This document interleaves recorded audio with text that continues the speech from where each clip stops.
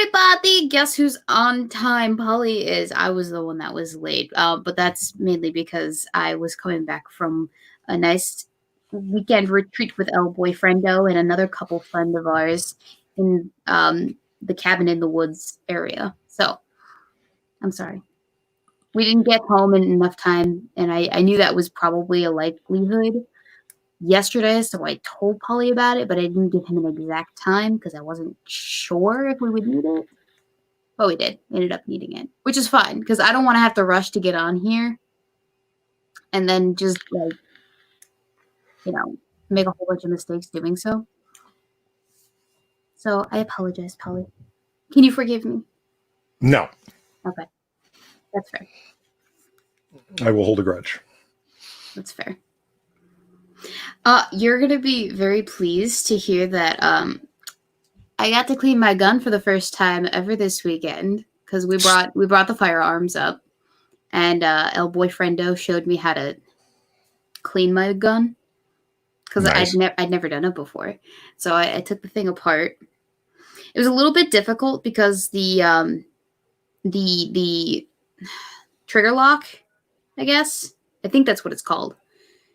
It was very stubborn on the Kimber, and I could not get it out at all, which is the first and the last step. What it is that you're cleaning your gun is to get it out and then put it back in. It was just very difficult, but I eventually got it, and now I know what I'm doing. And I don't know, it's very therapeutic to clean one's guns, to clean and oil them. It is. I don't understand people's complaints about having to clean guns. Assuming, of course, that I have the time, I like to do it. My favorite gun to clean is my 1911 because it's got a hell of a lot of parts, and I love doing a complete detail strip, even though it's not necessary. Yeah. Well, you know what they say about the Second Amendment. That's like the second lesser known subsection of the Second Amendment is a well-oiled and cleaned militias is necessary in the security of a free state. Yeah. Right? Yeah. That's how that works. Yeah. Yeah.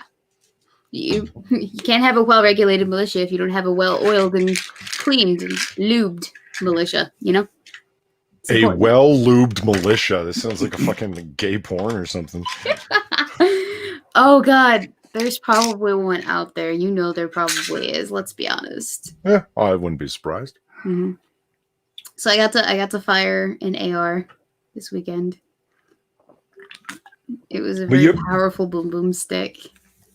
But you fired one before, as evidenced by your banner. Yeah, but this one was sleek black and matte.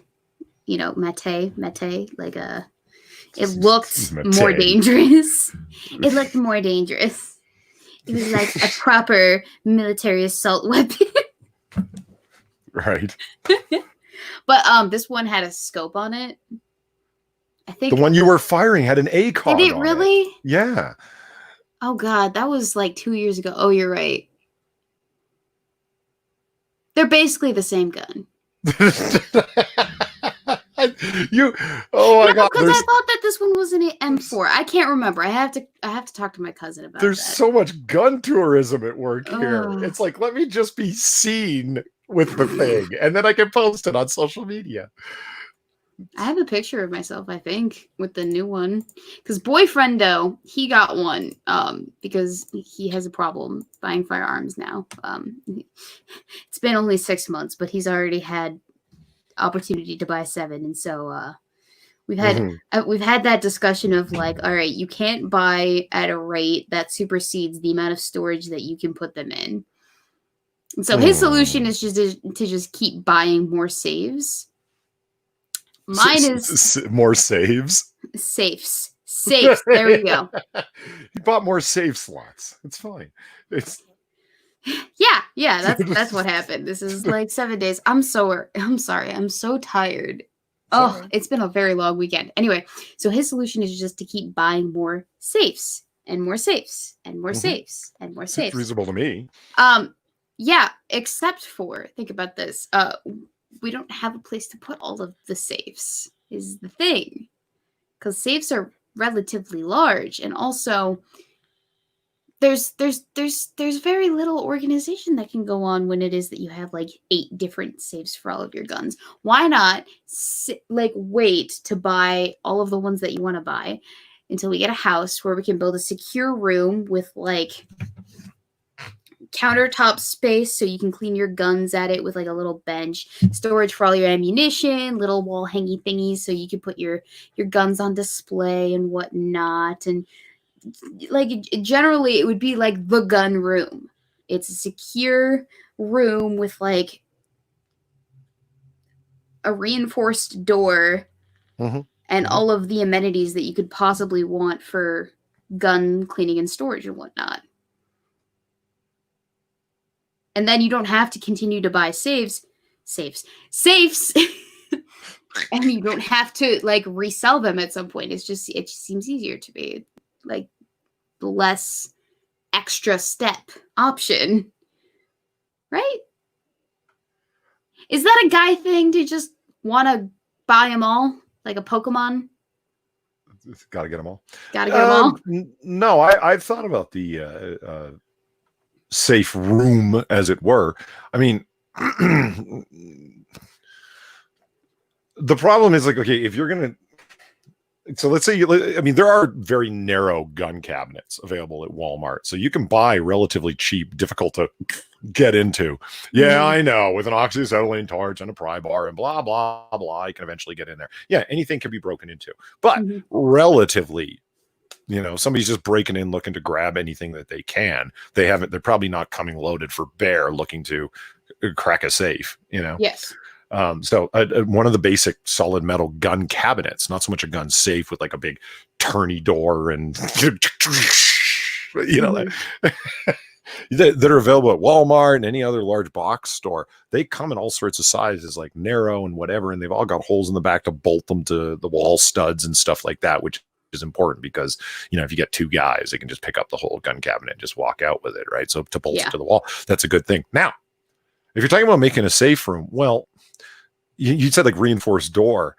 You could have like a metal reinforced door, but like, is it in a metal frame? Is it just drywall that makes up the room? Because you can just like punch through it. Like it would be a reinforced room too, so it would be like a concrete, just freaking box with power that you can like, you know, light switches and whatnot for that stuff. But then you'd have the inside. It'd basically be like. But by the time you've gone that far, which is you know, I of course fantasize about this myself, you know. Yeah. I'd love to have like a big locked room like that. The bunker room. But yeah, but by the time you've gone to like, you're not just reinforced, like you haven't just bought like a metal door with a good lock on it. You've bought a metal frame to go with it, of course, and then reinforce the wall.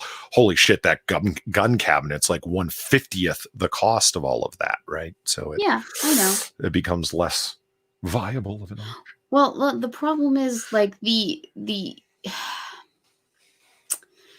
aesthetic also of the amount of gun lockers that he wants to get. They're not the same. Like he's got one really tall one for the rifles and he's got one big one from Amazon for the handguns. And I'm just like, okay, cool. So what happens when you run out of room in both of those things? Because he's very quickly running out of room in both of those things.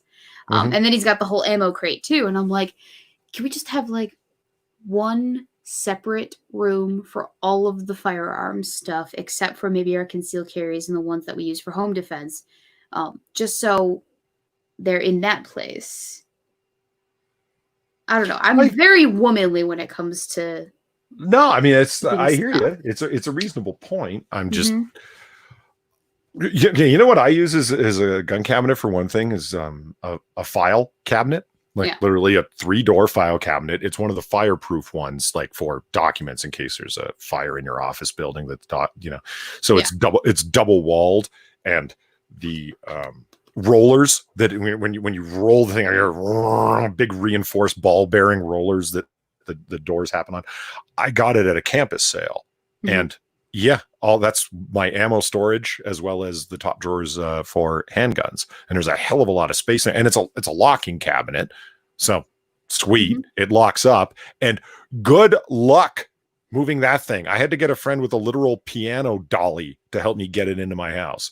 Like when it was empty, it was that heavy. Do you have any idea how heavy it is with all the guns and ammo in it? Oh my God. Yeah, ain't no one stealing that. I didn't even have to bolt the thing down. It's gravity becomes its defense. So, I mean, my point being, there's lots of options that aren't necessarily gun cabinets per se. That filing cabinet is fucking super sweet for all the storage I use it for.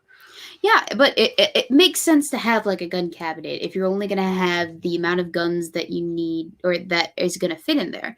But in Boyfriendo's and I's case, we are anticipating having a freaking arsenal in the house, is what I'm hearing, because I want to collect like really cool guns that aren't like necessarily just, I gotta have them, but like, these are historic, these are a big deal, these are like every collector, like collector type guns, because that's my thing. And then boyfriend wants his collection, which would be his own thing, but it's going to be a lot of guns, right, in the house. So it makes more sense to just have a room with all of the guns as opposed to like 8 different safes throughout the house with different combinations and like biometric scanning lock things, unsecured to the thing. Because he could very easily, someone could just pick up one of the gun saves and walk off with it if they were given enough time and they maybe had a dolly or whatever. Right. So it's not super secure. Personally, it doesn't make sense to me. But this is a debate that we will be having probably for the next 10 years until we finally get the actual gun room up and running in our household in the foreseeable future. But these are the kind of like discussions that I feel like you would want to have, as opposed to, no, you can't have guns in the house or something else. Like at least we're on the same page about we want a lot of guns. Mm-hmm. The issue now is, how do we store them? Will the gun room be behind a sliding bookcase? Ooh. Yes. I want that. I want to do that. See, I thought about this. I want the gun room to be like, okay, you open the grandfather clock, which takes you into a little passageway. Mm-hmm. And down the passageway, are the various paintings with the eye holes cut out so you can peer in on your guests. And then down at the end of the passageway is the door into the gun room. And from inside the gun room is the steps down into the gun room because it's in the sub basement. And then from there is a door that opens up to the little tunnel that allows you to come out from the fake well that's like 50 yards out in your backyard. Yes. You said I've had the time to think this through. I see. I like where your head's at, and I sympathize with it. 10 out of 10. I actually like the fake well thing. I stole from a comic book called Shadow Masters. Anyway, I'm like, that's fucking awesome. I want that. Yeah. Ooh, Daniel Fullman, Weebo, you might have mentioned this, but how do you store your new guns? I only have the one gun, and it is currently sitting, at least I think Dad put it away, because I asked him to, but he put it in his safe with all of his guns, because I don't actually have a gun safe in the house, and Boyfriendo and I don't live together yet, so I just keep mine with my dad's, which Dad has his own big safe too, but it's a safe big enough to hold all of his things. So that's all of his pistols, and then all of his rifles too, and then the shotgun. Sure. So he's got enough space for what it is that he wants. Oval Potato asked about if I had the chance to look up The Killer Inside Me from 2010, a film that I was asking about last night on Noir Bar. Oh. I did. I looked into it, starring Casey Affleck, Kate Hudson, Jessica Alba. I purchased a copy of the film late last night, and we'll be going through it accordingly. And I appreciate people finding out from me. I love having chat as this is how professors must feel with graduate students as research assistants. Yeah, where it's kind of like, guys, you see this GIF? It's from somewhere, but I don't know where it's from. Can you guys find out for me? It took like 2 minutes before it's. I think it's from The Killer Inside Me. I was like, thank you. Like I don't know how long that could have taken me, but just it's like the breadth of knowledge that's available. Well, it's great. It could have been relatively easy. You just pause the GIF, or you take a screenshot of an image in the GIF, and then you image match search it through the Google machine, and you probably would have a relatively good idea of where it came from. Yeah, so I did that with Tin Eye, a reverse search. Yeah. And because the GIF itself is so cropped, Tin Eye was looking for basically 10% of a wider image, if you know what I mean. And so no dice. Yeah. And took it to Google image search, and it just brings up lingerie ads, because the particular GIF is Jessica Alba in her underwear on a bed, rolling around, smoking a cigarette and going, hi. And that's the GIF. And it, unfortunately, the GIF is not of the highest quality, and I wanted to grab a higher quality one. And plus, Jessica Alba in her underwear. What movie is this? Yeah. Because Well, you could just watch all of the Jessica Alba movies, or there's some pretty bad ones out there, man. how many movies has she actually been in, though? Honestly, a number. I watched the one painfully where she was a dance instructor at a hip hop dance instructor at a local urban dance academy. Like and Honey. Honey, that was it. And yeah, she looks great in that film, and she's dancing around all sweaty and sexy and oiled up and stuff. But her acting at that point and the dialogue that they had her saying is so bad, it kind of ruins it. It'd be like that sometimes. All right, Mhm. if we go on IMDb, how many movies is this actually? 66 credits as an actress. Yeah, that's not that bad. You could do that. You could do that. Watch all 66 movies? Yes. What am I, Weebo Jones, trying to put together one video? Yeah. Holly, that's exactly something that you would do for a single video, is watch 66 films. No. That's you.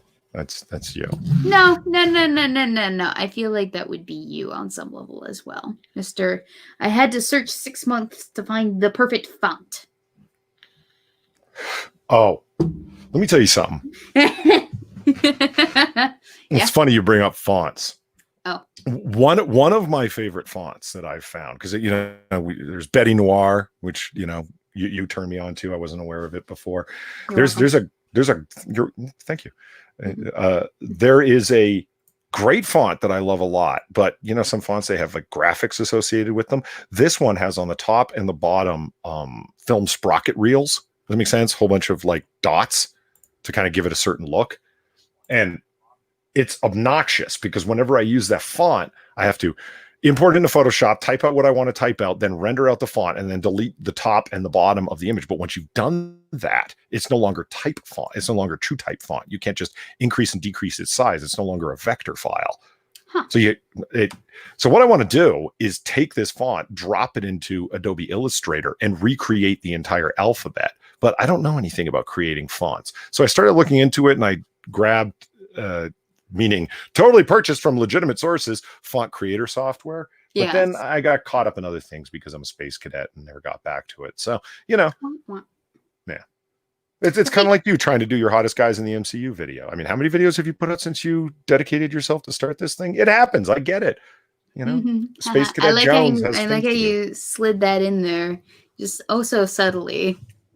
It was a statement of sympathetic understanding. Yes. That's exactly what it is. I bet. Thank you, Pinkalo the Driving Amen, for the emoji in the hot dog shape. Much appreciated.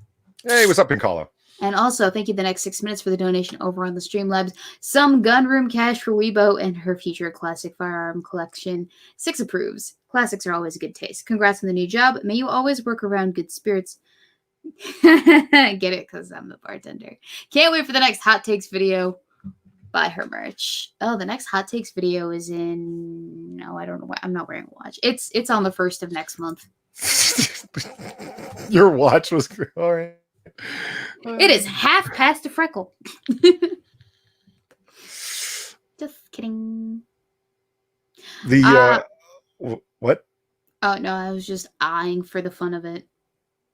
Yeah, Pair to Bear. She danced with the homies, yo. Yeah, there's one time she's like, why don't you come on down to the center? Like her little attempt at a ghetto ratchet accent. God damn it, Jessica Alba. Oh, come on, please. You liked it anyway. Well, anyway, moving on. I knew it. There is There's a funny thing about Jessica Alba that I've noticed. She has a no nudity clause in her contract. As she should. Well, if I were her, I would do it too. Yeah. Yeah. Because, you know, I don't know if you guys have ever seen like writers and contracts that actors have, like especially like A-list actors or even B-list actors. They're, Jesus Christ, like a half-inch thick. They just go on and on and on about all the things they expect and require and so on. And like, I get it, Hollywood and acting and everything has just become that fucking complicated that it's this giant process of negotiation between your agent and the studio. But anyway, she's like, I don't want to do nude scenes. And I get why. If, let's say I was producing a movie or I was the director of a film and we had Jessica Alba saw the script and she signed on to it. And it's like, wow, we got Jessica Alba in the film. I would immediately get a hold of the writer and say, okay, write a sex scene. Wouldn't you? Well, I don't have a raging hard on for Jessica Alba, so no. But do you have a raging hard on for money and success? Yes, that would be probably the thing that would turn me on to that. It's like, okay, so we got, oh shit, we signed in Chris Evans into this movie. Okay, well, write a shower scene, like where he's write 5 or 6 bare chested scenes. Yeah. Oh, we got Henry Cavill in this. Okay, so how many times is he gonna have his shirt up? Well, do you see what I'm saying? It's like it. See, that was a more adequate comparison. There you go. So yeah, it's not about having a raging hard on or wet nether regions. It's nether regions. I love that. Yeah, I reached deep in no, the word I know it's not about that, but the value of the film goes up if that thing is in there. And then the value of the potential for that scene in any other movie goes down if there are more scenes like that than not out there. Yeah. For a specific actor or actress. Again, thank you, Pink Olive, the Driving Ape-Man, for the donation. Katie Sackhoff is greater than Jessica Alba. You wanna take that one, Polly? I feel like you're more invested in this. I actually don't know who Katie Sackhoff is off the top of my head. I will look her up and you can make a judgment. All right. I can do those. Yeah. Hold on, let me pop out chat here. Sackhoff. That is an unfortunate last name.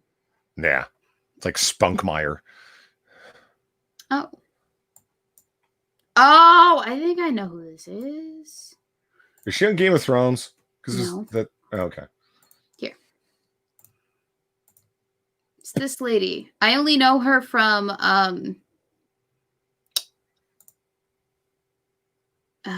what movie is this? Or it's a TV show. Battlestar Galactica, Pinkala says, okay. No, I know her from that one TV show where she's a deputy or something. It's yeah. See, Spirit Thief says, Google Jessica Alba's cigarette. The gifts. Oh my. Oh yeah. Man, there's something about her that like I'm a big fan of noir imagery and old time 40s imagery, and she does. I don't know what it is. She must be really into it, or her talent manager and agent have, because of Sin City and stuff, put her in that direction. I don't know what it is, but she does a lot of films that are along those lines and does a lot of photo shoots that are along those lines. I was really disappointed. She did a noir femme fatale photo shoot, and I was like, oh, cool. Like I looked it up, and it's like it's just not that good. The images are is just she? Yeah. But so anyway, the reason I bring up Jessica Alba and her no nudity clause in her contract, the effect can be observed nonetheless. What? I was just making a funny face and you missed it. Okay, Lion Patriot probably got it. Because Lion does that. I didn't have then I got to figure out better screen distribution of all of the things that I want to have up, because I want to have Streamlabs up and I want to have chat up and popped up, and then I want to have a browser available to search for things, and then I also need the StreamYard up so I can see you live. And that's a lot of, I need 3 screens minimum, damn it, and I've only got 2 and one of them small. Anyway. Well, what you could do is you could beg for donations from the viewers to help you get a second screen. Ladies and gentlemen, his Streamlabs is available in the description down below. If you would just by all means. $5. $5.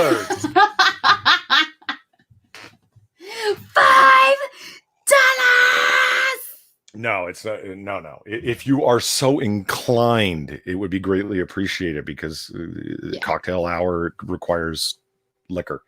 Exactly. If you would like to help, wait, hang on. No, we're doing this to either get you a pet hamster, get you a new potato, or get you a new monitor. Oh yeah, that's right. You were pushing for me to get a pet hamster. You need a friend, Polly. you need someone to talk to who's up late into the night. Yeah, there you go. That's not what you said. You didn't say I need a friend. You said you need a live-in fur-bearing mammal friend. That was your point. Yeah. Just something to talk to. Because my concern was, oh gosh, he hasn't said anything at all in the last 3 days during quarantine. This is a problem. Because I know how much you like to talk. Well, it's you too. Anyway, thank you. Next part of our charm. Let's call it that. I like that charm. Yes, yeah, that's what that is. It's gregariousness. Thank you. Next 6 minutes for the donation. Some cash for a new potato or something fancier than the file cabinet for your sweet arsenal. When this awesome dude has that tasty merch, y'all hear? Don't let your friendly neighborhood otter down, my dudes. Fellow has moxie. Oh, yeah. I got all the moxie. Plus the chutzpah. What's a chutzpah? Chutzpah. Yeah, what's that? It's a Yiddish word. It's kind of hard to translate. It means like balls, nerve, guts, moxie. Gumption. Gumption, yes. Ooh, I like gumption. It sounds like soup.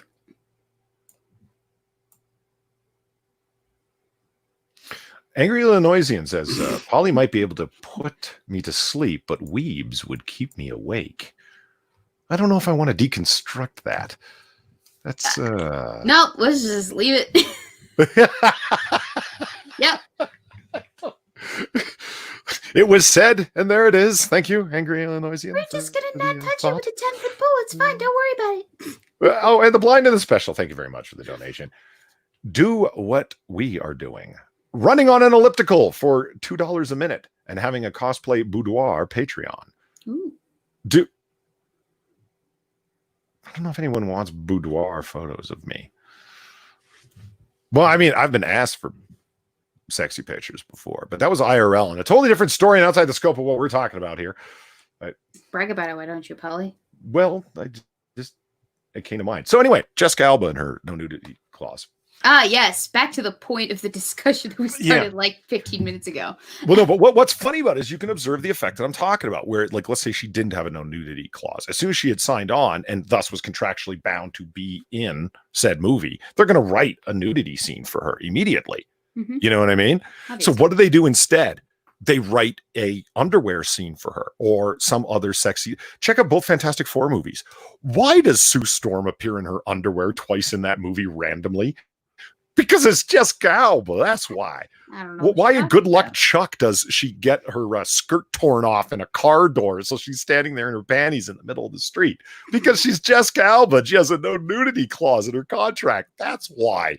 Why is she ever forever oiled up as a dancer or in a tiny little bikini or the list goes on? That's what I'm saying. It's like they get this really, really sexy woman that a lot of people find attractive in the film. They can't have her nude, so they do everything but. And it's pretty cool. It's pretty cool. I'm a fan. Of course you are. Thank you, James Colley, for the donation. Gumption equals the act of making gumbo. Yes, that's what I was thinking about. Gumption, gumbo. It's basically the same thing. Well, thank you, Evolve Potato, for the $5. As I've said before, you decided to waste your money on your own health rather than the right choice of a new computer. Also, tell Weebs to check out the Noir Bar IMDb and the lore I wrote. Shit. He did, and it's kind of epic. And thank you, Manic, for the $5. And Manic doesn't say a lot of things, but she said something here. Take my money, Otter thought. Lol. Okay, look, my avatar may be naked, but that doesn't mean that I'm a thought. Otters don't need clothes. It's fine. They have a fur coat. Oh my gosh. Okay. All right. I'm gonna we're gonna look at the Noir Bar IMDb for a second because Uh-huh. this is topical. It is. What's Okay. far read it out verbatim last night on Noir Bar, and I'm just like, oh my god, yeah. Vol Potato went next level with it. It was pretty good, pretty fucking Oh, good. that's a nice poster right there. You like that one? Yeah. Yeah. And then there's another poster. Polydub. That's the thumbnail. Mm-hmm. Polys. Nice. That's the yeah. That's the one you corrected me on, that the L looked like a B, so it looked like it said Pobies. Remember? Yeah. This is why you pass it by other people. Full casting crew: Polydub, KSE, Farzusmi, Dax Orion, your boy Pet. I'm surprised that I wasn't on here because I've been on for at least one episode. Oh no. Let's see. Release date 7th of September 2019. Is that actually the first like day? I congratulate whoever went back and found out. Maybe. Oh, cool. Speaking of which, Jessica Alba recently viewed 14 minutes ago. I'm not seeing a plot here. Did it go away? Oh, I don't know. I did not personally pull it up last night. Far did, so I don't know where she was reading that from, so I couldn't even direct you to it. Is it under description or something like that, maybe? Technical specs, production company, Polydub, Seymour. Talk show is a genre. Ad content advisory for parents. Lion Patriot, thank you for the $5. Ask, Manic's a woman? I had thought so, and I'm deeply embarrassed if I was wrong, but I had assumed so. How dare you assume anything? Yeah, I was about to say, did I just assume someone's gender incorrectly? I thought I had seen they write a she in reference to they self. Yeah, I could. I had assumed, but I also might have been embarrassing myself. I don't know. I don't. Fuck. Now, Lion Patriot, thanks for pointing out my potential faux pas. Wah, wah. Well, Manic will let us know, I'm sure. Hopefully soon. I wonder how many credits Eve has on hers. There you go, Manic. Yes, I'm a woman. Ha! I was right. Ha! I sensed it from across the globe. I could sense the femininity. Oh wow, Monkey in the Morning has gotten like a lot of. Wow, someone is really keeping this up to date. I'm sorry, but like this is kind of impressive. No offense, Polly. Years. Episodes unknown. Holy shit. Look at that. Well, the guy streams like 30 hours a week. I mean, it's it's gonna add up. But I mean, I love the people that do that. I mean, the detail that people spend, it's so awesome that people fucking do that. Like the combo curation's up there, and like it's not up to date or whatever the hell, but someone even created it, and the detail they put into it, there's no complaints. It's so sweet.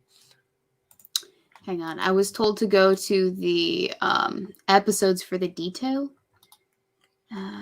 Episodes 1. Okay, here. I will read this off now, once and for all. There we go. Polly is a time-traveling alcoholic whose persona is an otter. Bar is an Australian artist from the large mining town known as Western Australia. Polly took his time-traveling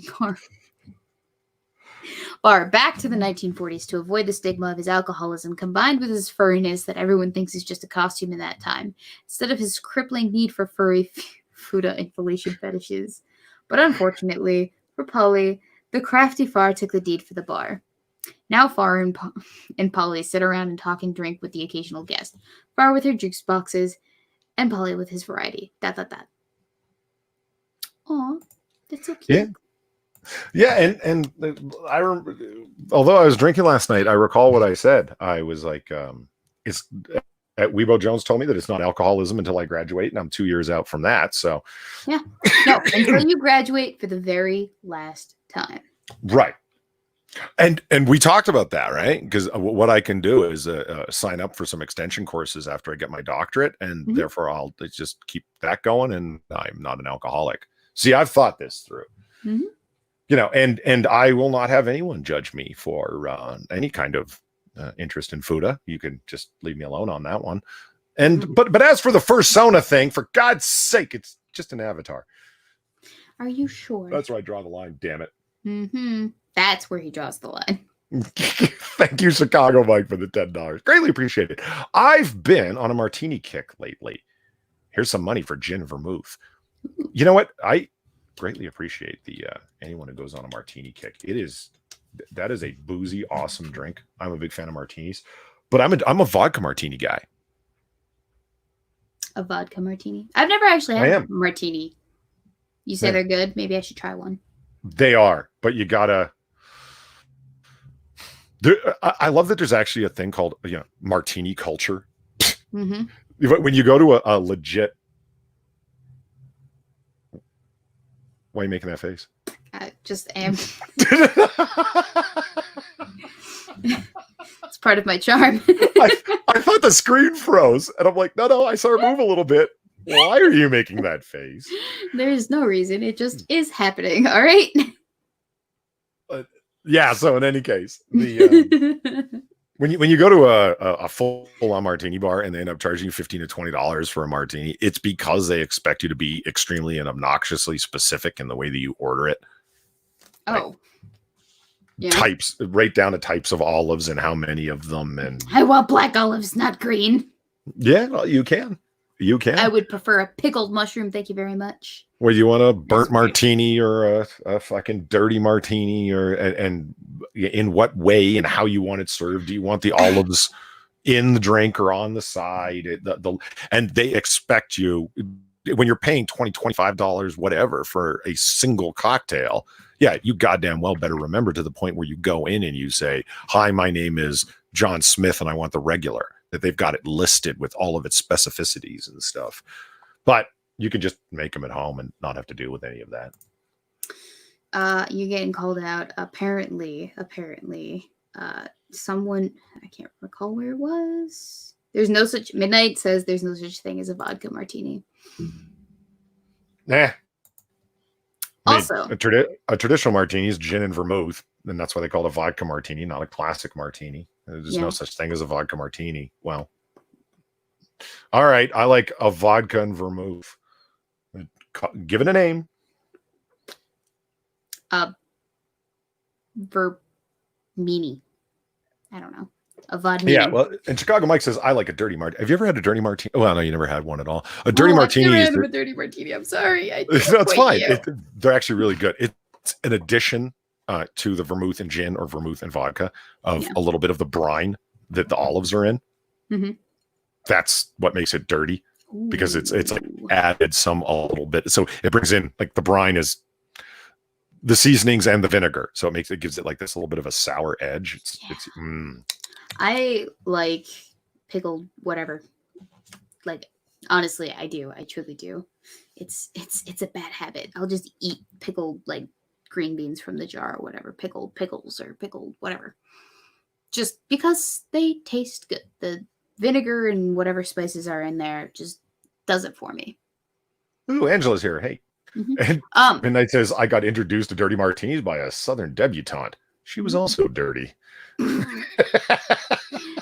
you to James Colley for the donation over on Super Chats. Bad Otter off to Chaz for re-education. Oh my gosh.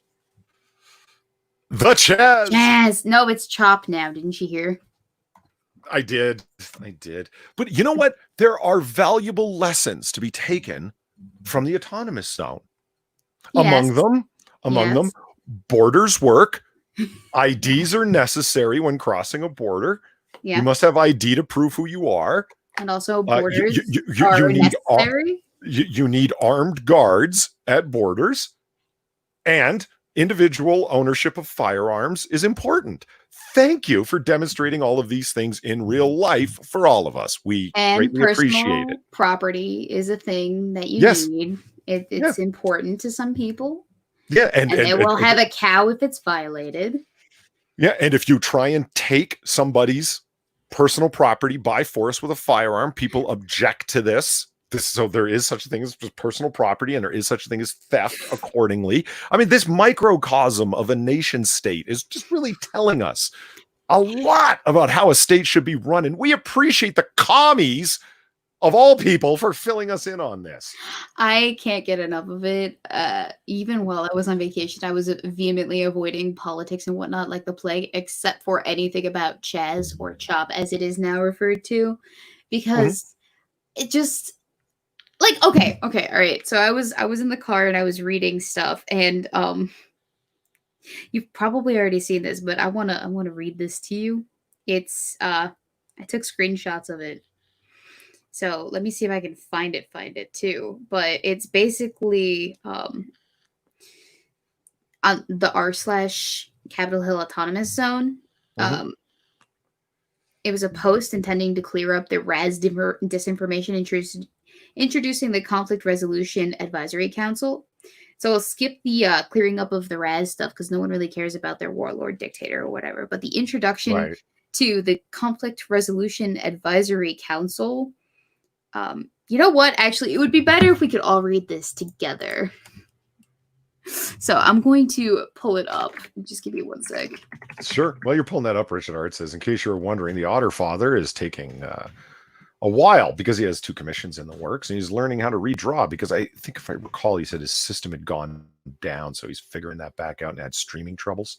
And he says, sorry it's taking so long. No need to apologize, but I'm glad you still got commissions on the go. That's awesome for a fucking starving artist to have commissions. But Lion Patriot also asks, do you drink the pickle juice too, Weebo? Weebo, have you ever had a pickleback? Oh, a pickleback? Yeah. No. So here's a pickleback. Maybe it's just where I'm from that picklebacks are a thing. But so, like, let's say you have a double of bourbon, like a double shot of bourbon, and a chaser where you chase a shot with something else. No. Yeah. Oh, okay, you mean like you chase a shot with like a chaser? Yeah. That's what that is. Yeah, and you can do it in either direction. You can have like a beer and a shot. So you're chasing the shot with the beer or the beer with the shot, whichever you like, which is a line I just stole from The Big Sleep, but Humphrey Bogart's awesome. So, why not? Yeah. We used to chase shots with drinks or drinks with shots, whichever you like. Anyway, a pickleback is you do your double shot of bourbon, and then you have a half or full shot of pickle juice, meaning the pickle brine, which is just straight fucking vinegar. Oh. And they call that a pickleback because you're backing up what you're drinking with pickle brine. Yeah, I've never done that before, but it sounds like something I could get behind. Okay, so did you find what you were looking for? Yes, I did, and it is glorious. We're gonna read through part of it because this is. I had to go to the Wayback Machine because it actually got taken off of Reddit. Oh. So we are reading history, ladies and gentlemen.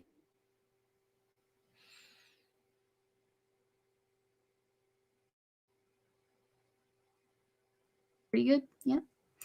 We will form a unique system called the Conflict Resolution Advisory Council. We hold a community democratic vote to appoint 3 people to the council.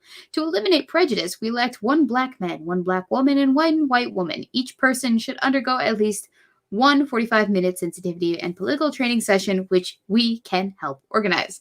Whenever there is an internal conflict in the zone, it will be put to the council. Both people will have an opportunity to present their side of the story to the council to review.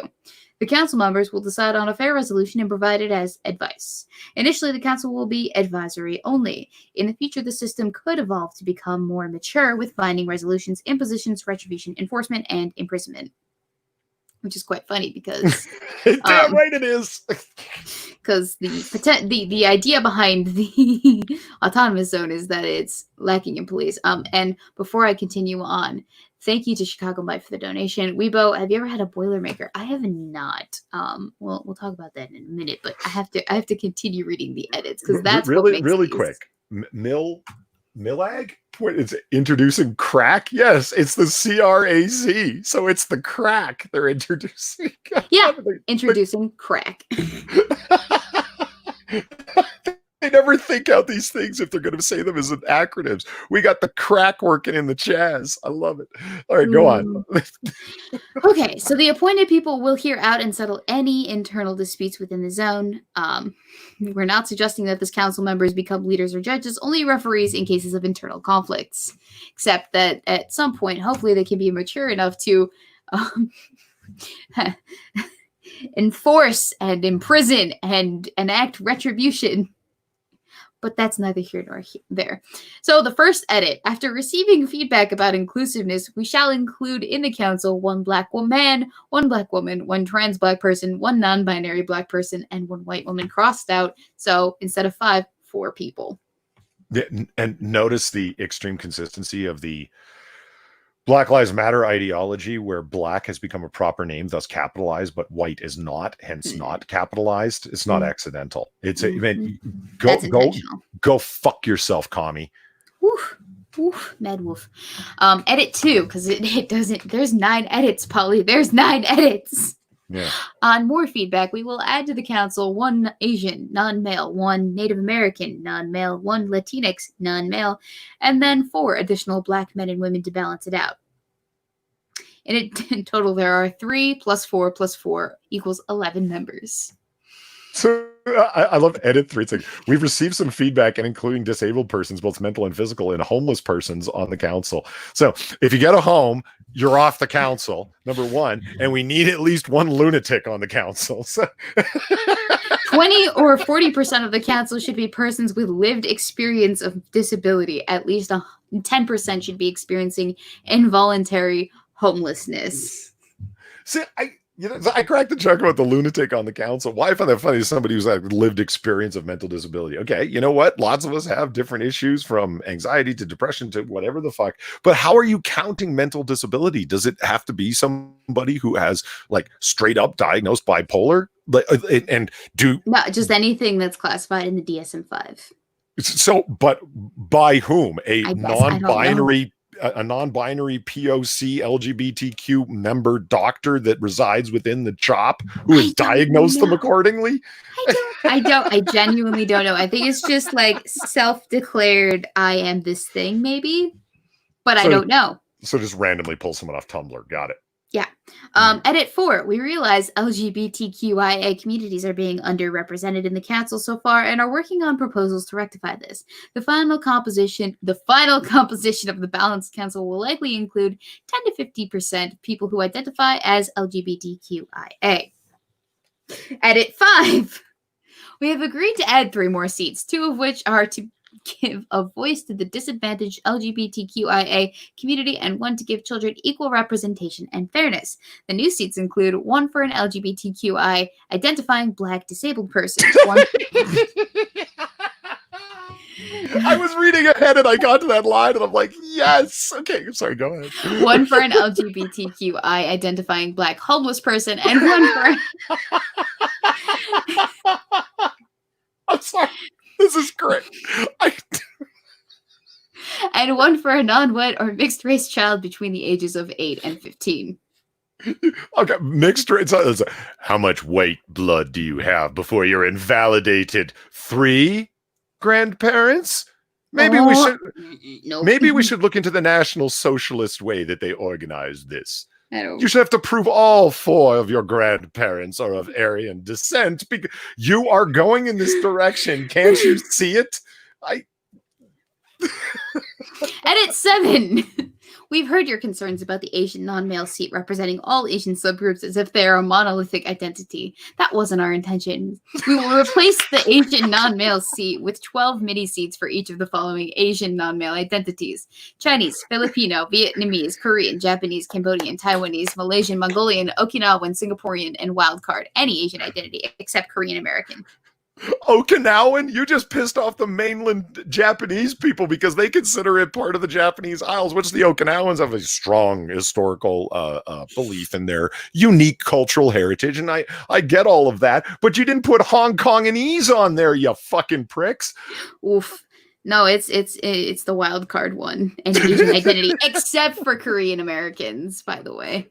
Oh, this and sitting just sums it up. This is perfect. And Manic just the laugh. I mean, yeah, this is too perfect. You guys could not be demonstrating all We're of the not- things you're demonstrating, and We're not not even done yet. Yeah. The MIDI seats will collectively hold the voting power of one seat. Oh boy. Wait. The collective seats will hold the voting power of one seat? All 12 mini Asian seats Right. will hold the collective voting power of one in the council advisory thing. Do you realize you just replicated the 3/5 voting privilege that was written into the U.S. Constitution and has been criticized so fucking badly, and you replicated it in 2020? You motherfuckers, but you made Asians the subject? Fuck me. Edit 8. Edit 8. We've been told that our council underrepresents those with criminal record or incarceration experience, as white culture allows people to suffer a particular disadvantage because of past convictions. The council will mandate that more than 25% of its members must have violent criminal history with previous or current incarceration experience.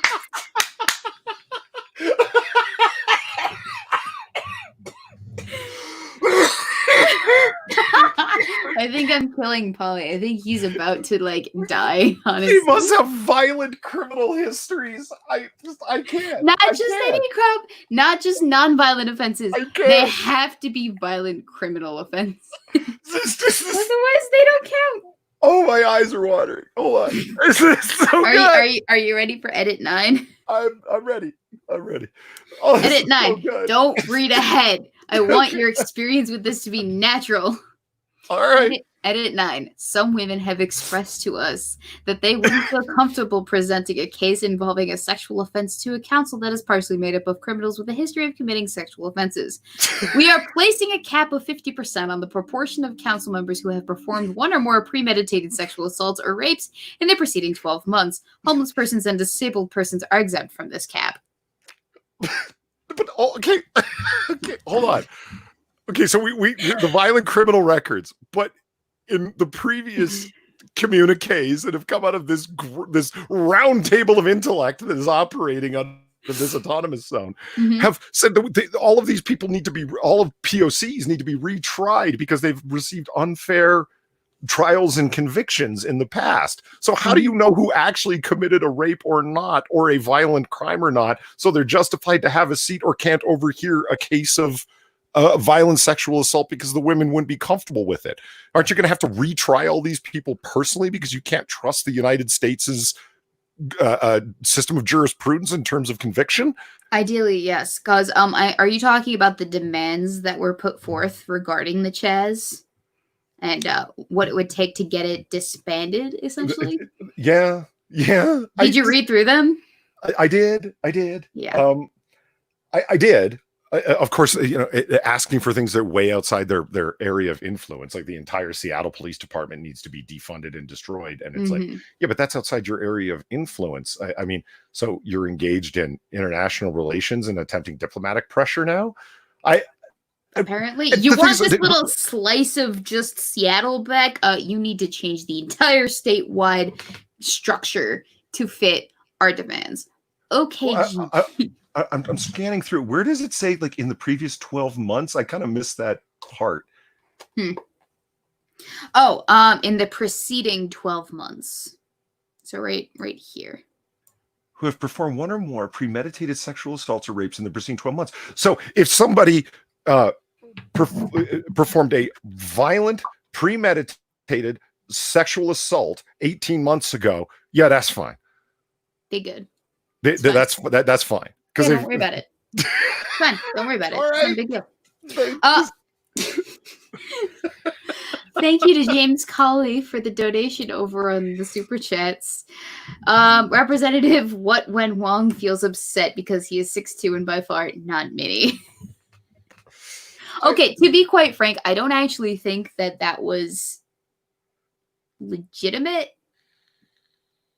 necessarily, because it has been taken off of the main subreddit for the Capitol Hill Autonomous Zone, which leads me to believe that one, either it was so ridiculous that they were just like, we get it, yeah, no, this is stupid, or it was an absolute troll. But I don't know. I have no idea, and we could probably do some sleuthing to see if this is actually legit. But it was hilarious. It was posted by a community member. I don't know what that means exactly. Look, I mean, I see all the comments in chat and people like, why are you putting logic into this? They have rocks for brains. They do. And Angry Illinoisian says, wipe them out. I disagree. I think the best thing to do is stand back and let it happen. Yeah, especially like this advertising, promoting, publishing their manifestos in fully unedited and in all of its detail is the greatest ad campaign for Trump in 2020 possible. Like it's just don't do anything. It's like, oh, well, we need to bomb them out of existence. Why? The system is already collapsing in on itself. It's fucking perfect. You don't need to lift a finger for this to fail. It will fail on its own. We can watch it together. It's the best reality television you could possibly hope for during this time of quarantine. It is a fantastic IRL microcosm in action of communism and social justice taken to the nth degree. This is fucking perfect. Look at the crap that they're saying. We need one black non-binary, et cetera, but we have been further advised that so-and-so and so-and-so. This is identitarian politics trying to be put into a structured system, and look what happens. It's almost like this stuff is completely non-viable or something. And good, promote the shit out of it. I cannot wait until I hear the person start to claim, well, that wasn't real socialism. Well, I don't even think the purpose of Chaz was necessarily to be socialist. I think it was just no government at all. It's just an Occupy space, which is why they changed it from Chaz to CHOP, because it's supposed to be an occupied protest or something. They get a Chicago mic for the donation, defund the police, and hire Pinkerton detectives. Oh Jesus! Yeah, that'll go well. Send in some undercover spies that are quick with their guns. Yeah. Then Unholy Reaper donated over on the Streamlabs to say, good evening to the lovely Weebo, Polly, and rest of you degenerates. And Polly, hope you liked the hornet nest accessory from last night. I did. I actually just got a chance to look it over because I was out for most of the day. Yeah, I did. I'll shoot you a reply. I mean, the Angry Illinoisian has a point. He says they're terrorists and should be treated as such. If they are an occupying force where they've ever actually occupied something, then yeah. But listen, the governor and mayor want to play along. Okay, good. Let them hang this yoke around their neck. Let them carry the weight for it. Because the response is, Donald Trump's like, go back to your bunker. Let us handle this. Okay, fine, handle it. Good. Let's watch this degenerate into degeneracy as it is. The only problem that I have with any of this is what is going on inside the zone, which is robbery, the demanding of money from the white folks. It's already come out and happening. And then once they've been lifted of their money, they, in classic communist style, they need to take money from someone else to keep running, because communism doesn't produce profit. It doesn't produce value. It just pilfers. Well, my concern actually is chiefly for those business owners and the people actually who live and work and exist inside Chaz as just average, normal, everyday citizens, not deluded nut people. That's what I'm saying. It's the people that are being victimized or potentially will be victimized in this situation of these people LARPing their ideological utopia, which is really a fucking 1984 Orwellian nightmare come to life. Yeah, and genuinely, I those are the people I feel like definitely should be helped in this instance. Have some sort of recourse to fall back on, because one, they're losing business. Two, they're more than likely being looted from, stolen from, and or terrorized. Sure. Where else would they be getting money, supplies, et cetera, from? Exactly. Except from taking them from local business owners and people who possess property. Where else are you getting your property from? It's not like it's being shipped in. It's not like you're operating actual production inside of this area. So you're taking it from the places where it is. In other words, stealing people's private property. Right. It is Yeah. unfortunate that they're demanding protection money from stores and homes. Yes, we're here to protect you and so on. It's a racket, as communism is a large state racket. Mm-hmm.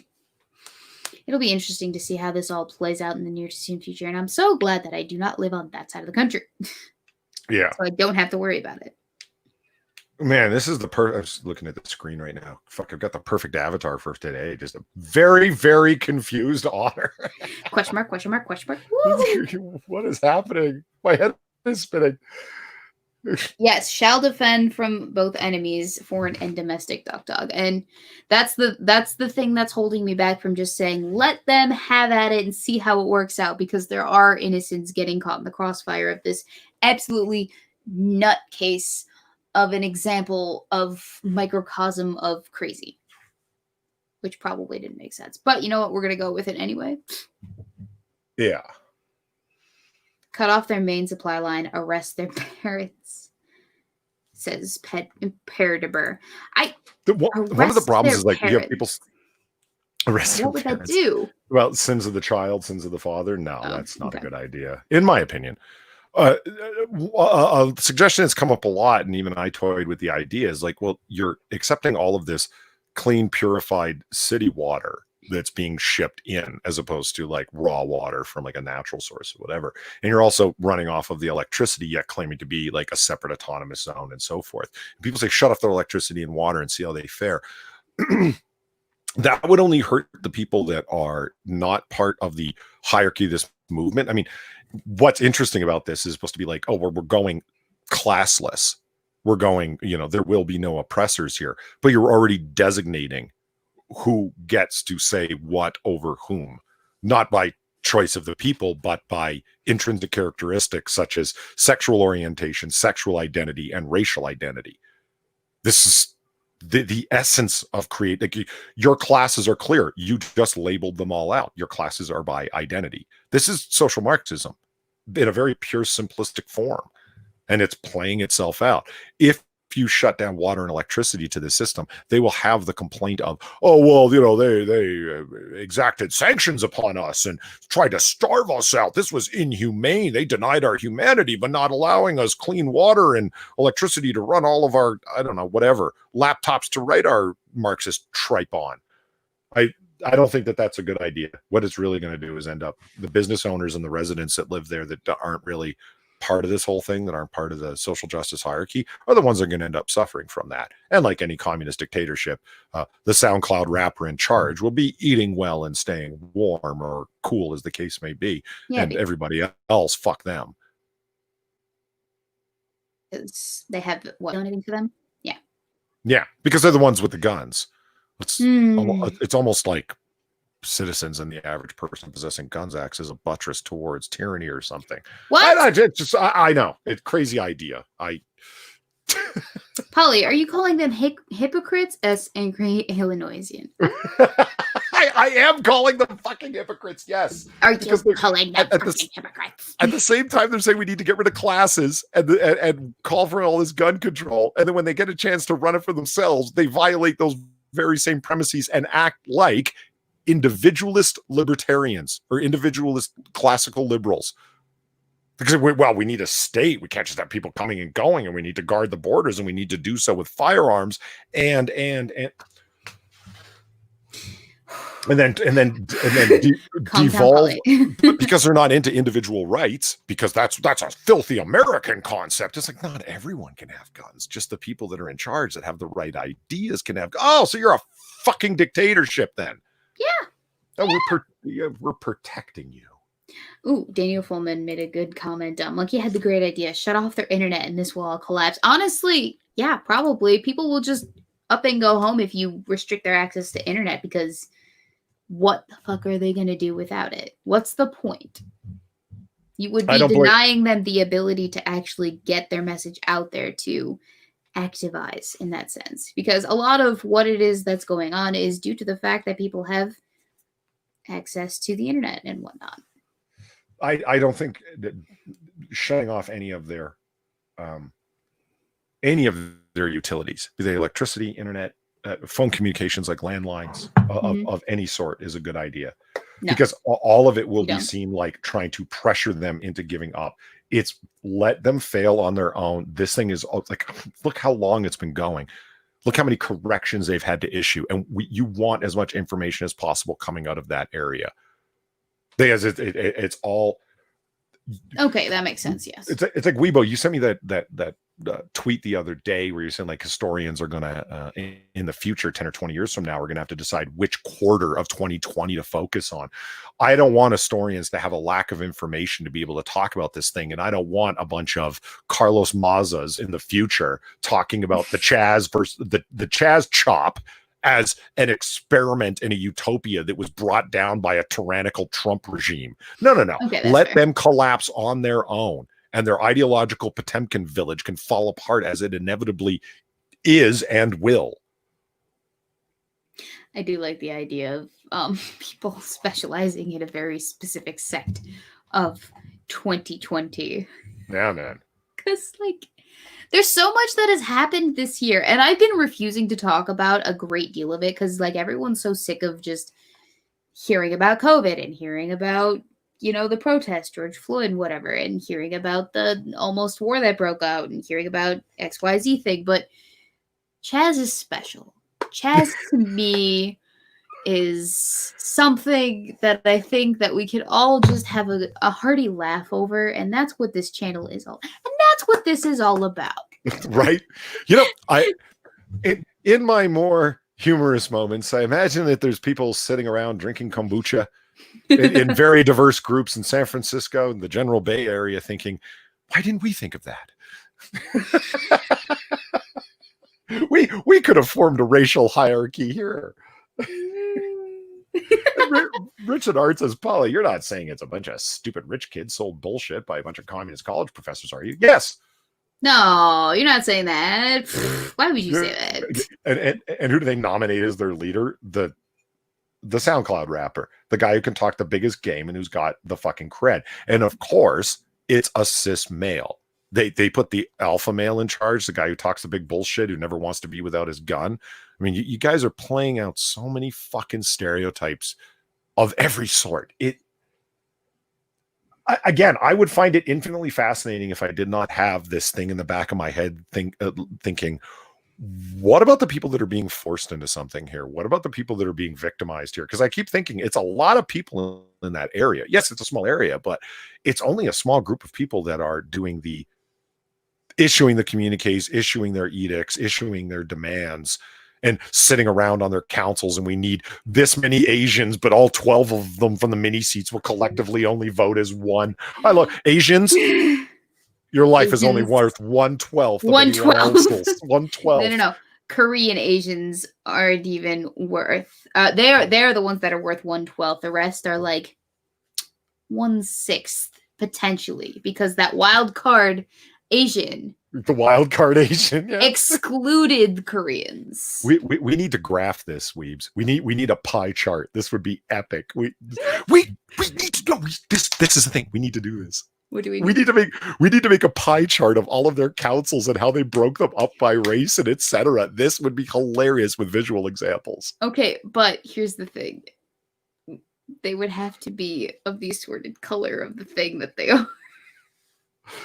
True. We might want to go with grayscale just to avoid. No, because even then we could be in trouble. Well, okay, we'll go with texture. We'll go with textures. Patterns. No, because that'll get pretty racy too. What do you mean? You have like ashy versus oily, and it's just you don't want to work on that. For the LGBTQ, it'll be like bright pink flowers or something. Yeah, totally.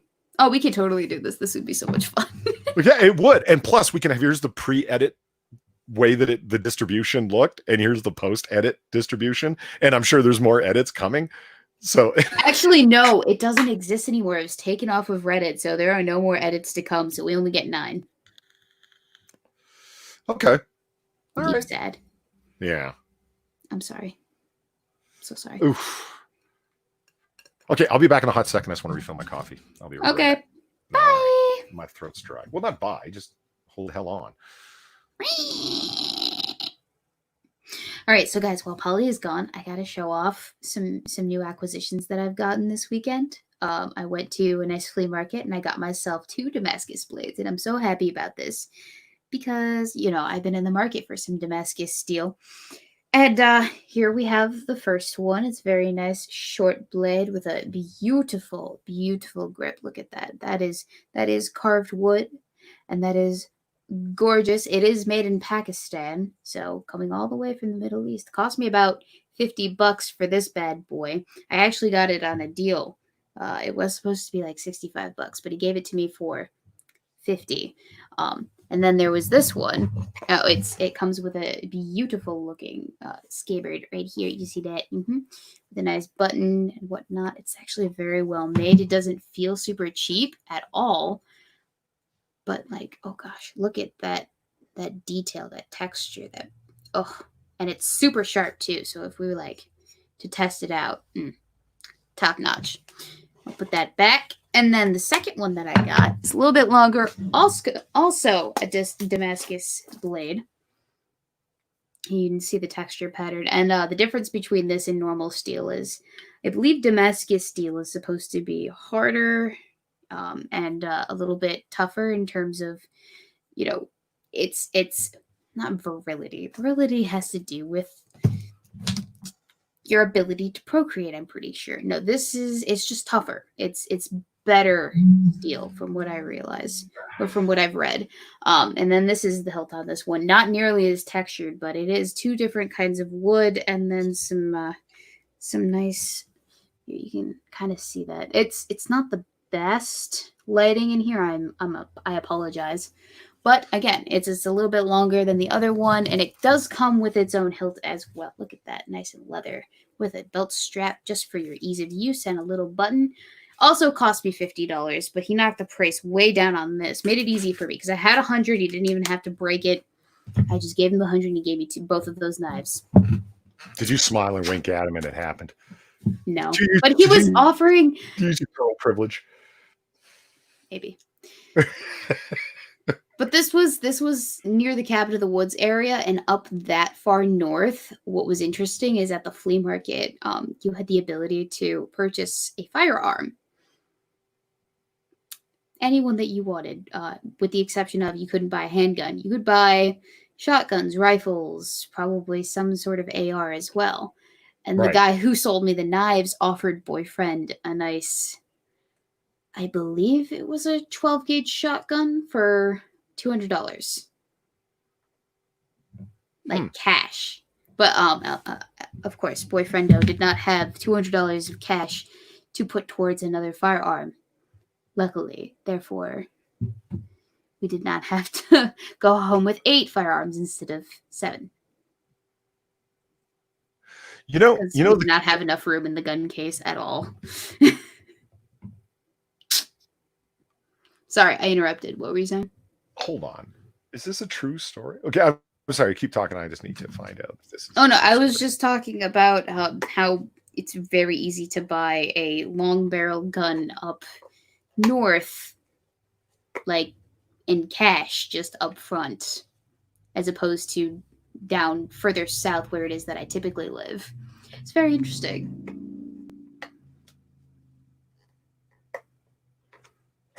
Spirit Thief. I'd like to say, how many guns do you need? That I look at my walls filled with video games and I understand. Yeah. Boyfriend has a video game purchasing problem as well. Actually, more so of a video game problem than a gun problem. He's a collector. He collects video games and guns. I collect knives and soon guns, but also books. I collect books. Speaking of which, I also got my birthday gift.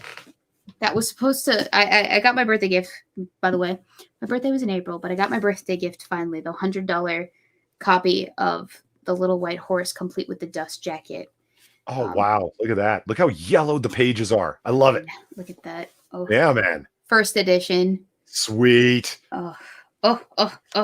And this is this far into the book, right? And this is chapter 8 right here. So this is a children's book, mind you.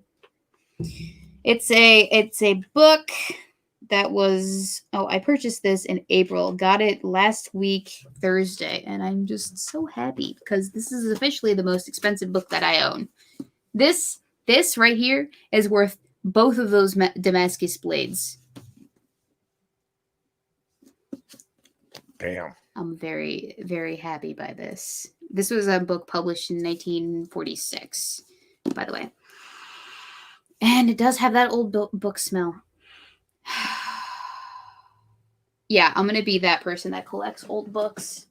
I have a substantial book collection, but not enough shelving space to put it, so I have to like taper my book collecting a little bit, unfortunately. I was complaining about this last night on Noir Bar, and I'm going to complain about it again. But don't worry, I won't go into it for very long. Mm-hmm. Son of a fucking bitch! I hate pop-up videos that autoplay when you click on a fucking link. Uh-huh.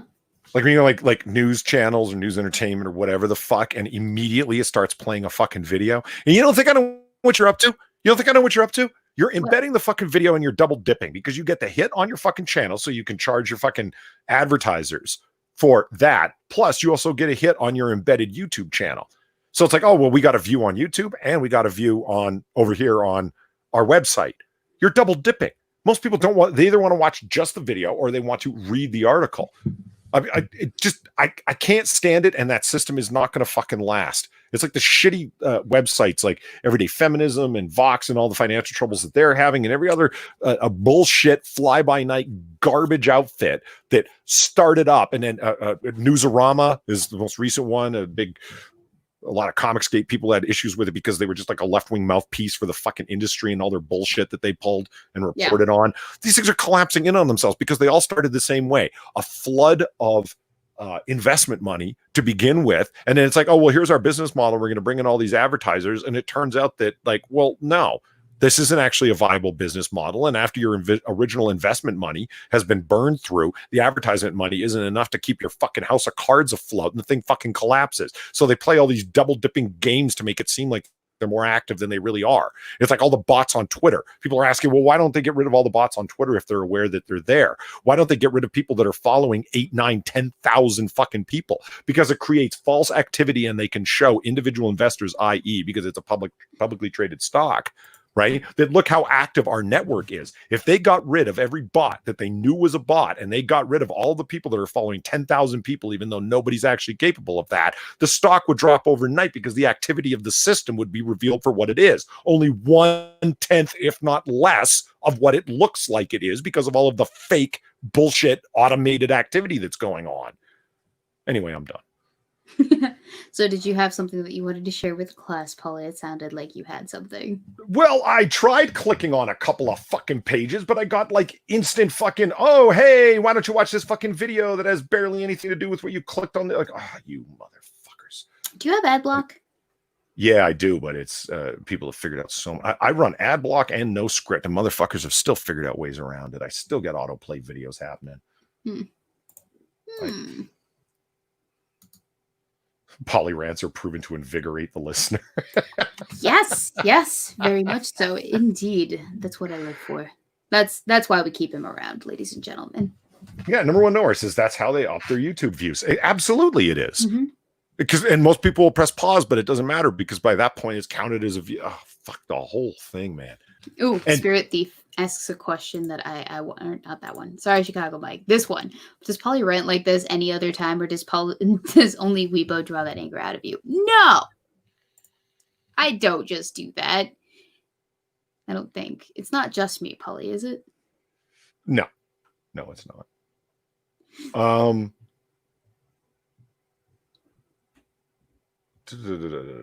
Okay, so does anybody know a certain rapper named The Game?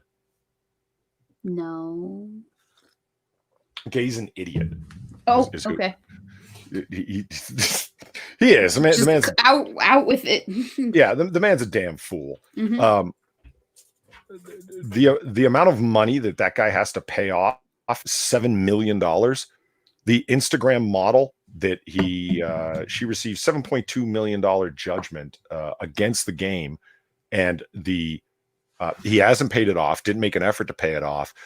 a judge just awarded all of the royalties from the game's production company, from his publishing studio, to her. So all of that money now instantly goes to her and just like skates around him. A lien, if you will, has been put upon all of his fucking royalties that are going straight to her, to the tune of $7.2 million. For an Instagram model that he supposedly sexually assaulted back in 2015, as the story goes. The game's 2015 sexual assault case involving VH1 star Priscilla Rainey has now taken a turn for the worse. She originally accused him of reaching inside her dress and feeling on her private areas. She received a $7.2 million judgment. The judge ruled that he won't see any of his music royalties until that judgment is settled. But eventually it's just like, we're going to have to like pass it all over to her. The game is planning to release his new album, Born to Rap. And that already has been released. This was an older story, and it all went over to her. So it's like, you wonder how people are like multimillionaires and then end up going down. Oh my God, there's a good example. I have nothing really to contribute to that except how does anyone know that that was a legitimate case of sexual assault? I no idea. I had not even heard of this. That's a lot of money for something that is just a he should. From what I can tell, from what you've described, is just a he said, she said. Yeah. Where is this man's lawyer? What is he doing? Is he taking a nap? I feel like that is exactly what he's doing. Unless I'm missing something, like there was video camera footage, or there were witnesses, or something, or he like admitted to it point blank in court. Right? Yeah. That is a rough fucking settlement, man. 7.2 million. And it's like, I hope you got royalty coming in from other things. Yeah, probably. Hopefully. Maybe take up a second job. I don't know. Right. Weebo, are you getting a new P.O. box, Daniel Fulman asks? Yeah, I will be getting one when it is that I've settled somewhere. Right now, the focus is getting a job. And then after that, it's moving to the new location. And then I will get the P.O. box. It doesn't really make sense for me to get a P.O. box without having like a set location that I can drive from to the P.O. box. Just so that, because it wouldn't be in the same town as where it is that I'm living, obviously. Right. I don't want to make it super easy for you guys to find me. But did you ever think about doing that thing that Irate Alex does? I forget the name of it. Someone in chat might know. The stream gifts, I think. I don't know what that means. Okay, so it's a system whereby, like, you know, as opposed to creating like an Amazon wish list, which some streamers do, it's like there's money and then there's also like specific things that you could list off, like on an Amazon wish list, little items that would help like with your production or whatever. And if you look on Alex's list, it's all like tech. It's a microphone, this new mouse that would do it, this piece of software, this for his condenser mic that you're going to plug this new mic that he wants into, so you can adjust for sound quality before you have to do it by software. And I guess the system is called Stream Gifts, and he really likes it because it's very reliable in terms of privacy of information, where through Amazon it's not like that at all. So you go to the page for the content creator that you like, and the content creator has listed all of these things, like, and on Alex's page it's all studio stuff for increased production value. And then if you want, you can go ahead and gift it to the person. Stream gifts. And they take PayPal, they take credit cards, they take all this stuff. So that might be something you want to consider if you're thinking about like, oh, I need this new motherboard. Oh, I need this other thing. And it's all to make better videos and stuff like that. And there's plenty of generous supporters out there. And I thought it was cool because it's called Stream Gifts. And I guess if you were like one of those ridiculous e-thoughts out there, you'd have like super expensive plushies and makeup and all kinds of other garbage. But there was a lot of people when I was watching Alex in the AM stream that to get something specifically, like it's a lot more direct of a support for a content creator. It's like, yeah, I'd like to see you be able to have this software package from Humble Bundle, or have this other thing. It's much more direct than just giving them money. I don't know, something to look at. Stream gifts. I'm not seeing the link because I do want to see what it is that he is. I do want to see what it is that you are talking about. Yeah, like I said, I might have that name wrong. Sorry about that. No, you're fine. I mean, can certainly shoot. Does anyone have a Alex link? and ask them. Because I'd like to see what it is that it looks like. But stream gifts, yeah, it exists. I just don't know. Well, like what it. Memes of Destruction says, so it's simping. No, man, it doesn't seem like that at all, because you're not, there's certainly no requirement to do it if you don't want to. It's 100% voluntary. And it's like, here's the stuff that I'm looking at buying to increase my ability to do better videos and shit like that. And if you want, you can just give me nothing. Give me a like or a subscribe, send out a recommend that other people check out the video online. If you're so inclined, you can hit me up with like $1 or $2 donation. Or if you're so inclined, check out this list of like these little items that I could absolutely use and I'm going to buy as time goes on. Or you can, I don't know. It seemed like a more direct way to interact with creators. You like to help them out, especially if it's a small community, which... Hey man, that's where it's at for me. For me personally, I love the small active community that you like, where you recognize names, and like, as soon as there's like 15, 20, 30,000 people watching live, it becomes a totally different.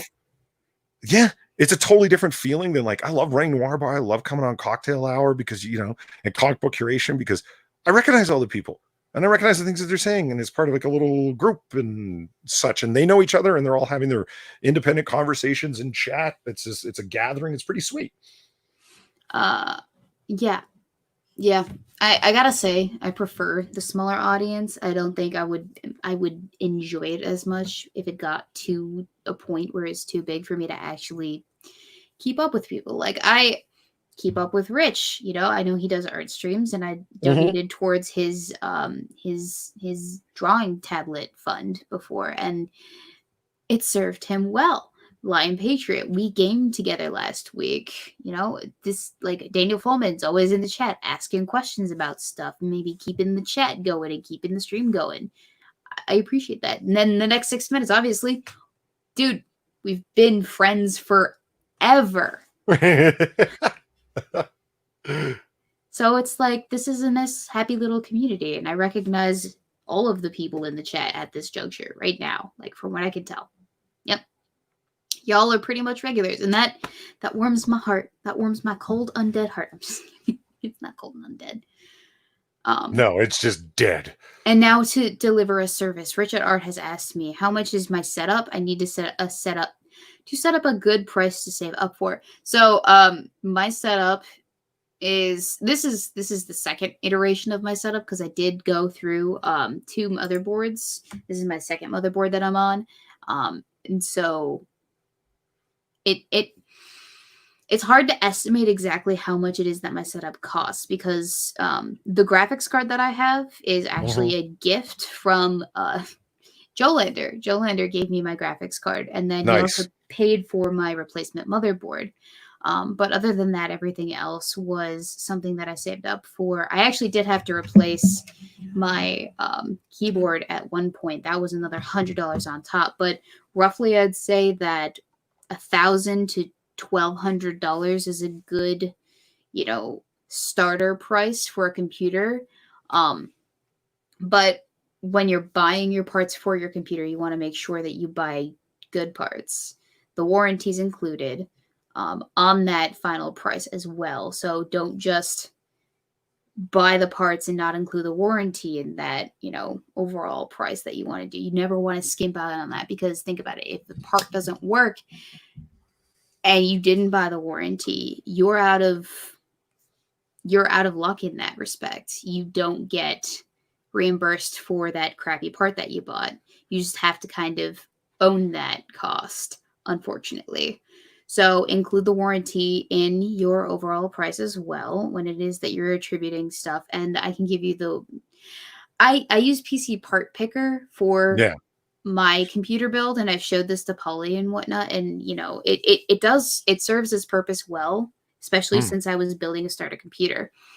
But as you get more advanced, at the very least, you might want to consider maybe going a different route for what it is that you want.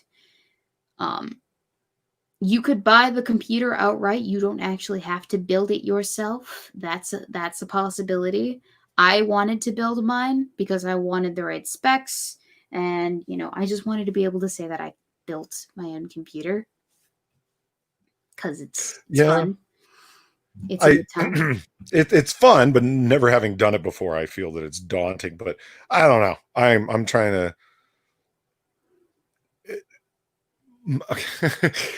having done woodwork and metalwork and electronics in high school and all sorts of other things. The one of the most frustrating things that I come up against is when you try and do something with software and you just run into a dead end. It just doesn't work. And you have to search through untold amount of forums and so on and going through the diagnostics. And hey, man, I thank God that there's people out there that are totally interested and knowledgeable about doing computer diagnostics. I am not one of them. And what concerns me about building my own computer is having a kitchen table full of parts that, well, I put it all together and I followed all the instructions and Jesus Christ, thing won't even turn the fuck on, or blue screen of death instantly or whatever. And I mean, admittedly, it's a remote possibility, but that's what I got floating over my head. No, I actually, you say, you have a computer, it's already built and it just won't turn on. I had exactly that problem with my computer. Yeah. When I first built it, it would just enter into a boot loop and not do anything that I wanted it to do. Ugh. This was before I even installed the operating system. This is just me trying to get it to turn the fuck on.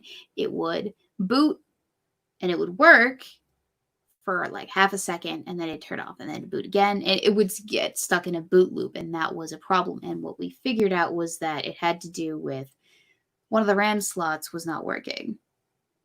And that was a problem that persisted. And, someone said something about warranties being for if a part stops working, but 90-day return policy is for if a part, never worked at all. And yeah, I should have returned my motherboard in the beginning when I found out that was an issue, that wasn't working. But this was my motherboard. And it worked with one stick of RAM, and I needed a working computer. And I did not want to have to take apart the whole computer completely just to, send in the motherboard and wait for a return, maybe. So I dealt with it for a year and a half, and then I finally replaced it. And so I'm never doing that again. Fuck that. Angry Illinois and says, I'm not a regular, but may become one if Satsu doesn't start streaming soon. And hey, we are happy to have you. And then says, I'm going to soak and you guys are going to be my screensaver. And it's like, okay, that's cool. I'm okay. And Unholy Reaper's off to his metallurgy class. See you later, man. Mm-hmm. See, El Boyfriendo is also in the market for a PC, but instead of building his own, he's just going to buy it outright. He starts showing me different computer specs because he's like, what's good, what's not good? Because I know that. He doesn't know that, even though he's a super massive video gaming nerd. He doesn't know PC specs like I do. And so he starts showing me specs. He's like, is this good? And the first one he shows me has only got 8 gigabytes of RAM. And I'm like, oh boy. Oh, son. Because the minimum is for gaming is, 8 gigabytes. It's the bare minimum. And that, is tight. But it's not good enough. Especially for what it is that he wants out of a PC, which is gameplay ability. My laptop has everything. 6. Shut up. It tells you the kind of position I'm in. Yeah, I know. And 8 gigabytes of RAM is not gonna do him any favors. So the next thing that he shows me is, I think it was a computer with 32 or something, but it had entirely too much storage for his needs. And I'm like, I mean, that'll work better, but you have a lot of storage. And then he shows me a third one, and I'm like, oh fuck, this thing will drive circles around mine, because it it had 64 gigabytes of RAM on it. Nice. And 2 terabytes of storage, and it's a $2,000 computer. And I'm just sitting here thinking to myself, is he trying to upstage me here? I tell him flat out, I said, your computer could perform like acrobatics around my computer before mine even finished booting up completely. He's like, you know what? That's fine. I want something that I'm not going to touch for 5 years. And I'm like, but you might need to touch it because you're supposed to replace that thermal paste every once in a while. I'm pretty sure, if I'm not mistaken, you are supposed to, right? Thermal paste. How often is that you're supposed to? I don't know. How often do you have to replace thermal paste? You shouldn't need to reply more than once every few years, though you should replace your paste if you remove your cooler for any reason. You may also want to consider reapplying thermal paste if you find your PC temperatures are climbing. So every few years. 5 years is probably going over the limit, but you still have to touch the computer at some point to, enhance the shenanigans going on. Right. At the very least, you want to clean out the dust that's accumulated in it from the fan work that's going on. And that does require you to open it up and blow it out with some cans of compressed air. Yeah. And then he goes, oh yeah, I got you for that. I'll just pay you like $20 to do it. And I'm like, have you ever actually replaced thermal paste? It's a bitch. That's a $50 job at least. Crazy man, what's thermal paste? Thermal paste? Crazy man, thermal paste? ? So thermal paste is the thing that goes between your cooling system and your processor. Yep. It's important for your computer. I actually completely forgot what it's supposed to do. I don't know if it's supposed to better conduct the cooling element. That's what Platy was telling me. Yeah, it's the opposite of an insulator. It conducts the heat out of the CPU through the thermal paste to the heat sink to allow for faster heat dissipation. It's supposed to lessen that heat because the processor is the thing that's going to produce most of your heat in your computer. That's the thing that gets super, super hot because it's doing all of the processing. It's the brains of the operation. It's doing all the thinking. And so it needs to be kept cool, which is why the fan typically goes right on top of where it is the processor is. Yeah. And it needs that thermal paste to function. Otherwise, you just have your cooling system sitting right directly on top of your processor, and that's not good. Yeah, I mean, it'll work, but it's not as I understand it. You can attach it directly, your heat sink to your CPU, like just have it sitting on there, but it's not going to conduct the heat nearly as well, so it's not remotely as efficient, as I understand it. I wouldn't. Thermal paste is important. You gotta apply it. Although you do not need to apply the full ass freaking thing of it, like Balik told me you had to, because it comes in a little tube. You can get it in about a tube, and you maybe only need half of that, if that, for a reinstallation. But the initial installation of my computer, when it is that I first got all the parts and started putting them together, Balik, he just unloads the whole squirt gun of thermal paste onto the processor. Did it all ooze out the sides? Yeah, it did. Even after we'd redistributed it with the little thingy. Anyway. A popsicle stick. Yeah. Midnight in Exile says, the thermal paste creates direct contact on CPU and hits heat sink for heat conductivity to occur. There you go. I just know it's important. I don't know specifically what it does, but I know that it's important. I know you need to replace it, and I know that I'm probably going to end up doing that for boyfriend when he gets his computer, his $2,000 PC. That's going to make mine look like an infant. Why does he need 64 gigabytes of RAM anyway? Like, what is he doing? Running games in 4K? Honestly. Well, I mean, there's some people that are just performance hounds, like Zelthor, guy we hang out with. His mantra was future-proof. I must future-proof. And I get it. And so he just got he's building his own computer, and he just jumped in committed himself by buying the CPU first, because I think that was individually the most expensive item he was going to buy, and he bought a Ryzen 16 core, like just crazy processor, man. Like, I mean, certainly not the most NASA of all of them, but well beyond what he needs, because he's got this notion of, fuck it, I'm future proofing. I get that. I get that. Definitely, I do. But you know, and if you have the money to do so, definitely go all out. Do what you gotta. My whole thing when I was buying a computer is I only gonna buy what it is that I need, and I can upgrade later. Is not gonna be a big deal, and then I can use those parts for like a friend who also might want to buy and build a computer or whatnot. But I don't know. I probably could have gone a little bit more excessive. Although I only had so much money, so I only had what it is that I had in budget, and I wasn't gonna finance the parts either. By the way, Right. no. I I did that was not an attractive idea to me. I just wanted to buy it in cash, have it, own it, use it for my purposes. Have it, own it, use it. Exactly. The Harry channel says 64 gigabytes is not that much, really. It's more than he needs for what it is that he's going to do with it, because he's not rendering videos like I am, and he's not creating like 3D models of the planet to the nearest like 2.5 feet. Right. Yeah. So what the hell? Yeah, 32 max, maybe. That should run all of your games that you could possibly want. I mean, you got the Harry channel saying 64 gigabytes is not that much, really. I remember like having this conversation out with One Ton Hammer, and it's like, it depends on what you want to do. Are you gaming? Are you doing whatever? And then I came to find out through discussions with him it's like, well, what are you going to be doing with your computer? And I described it, and he's like, okay, so multitasking.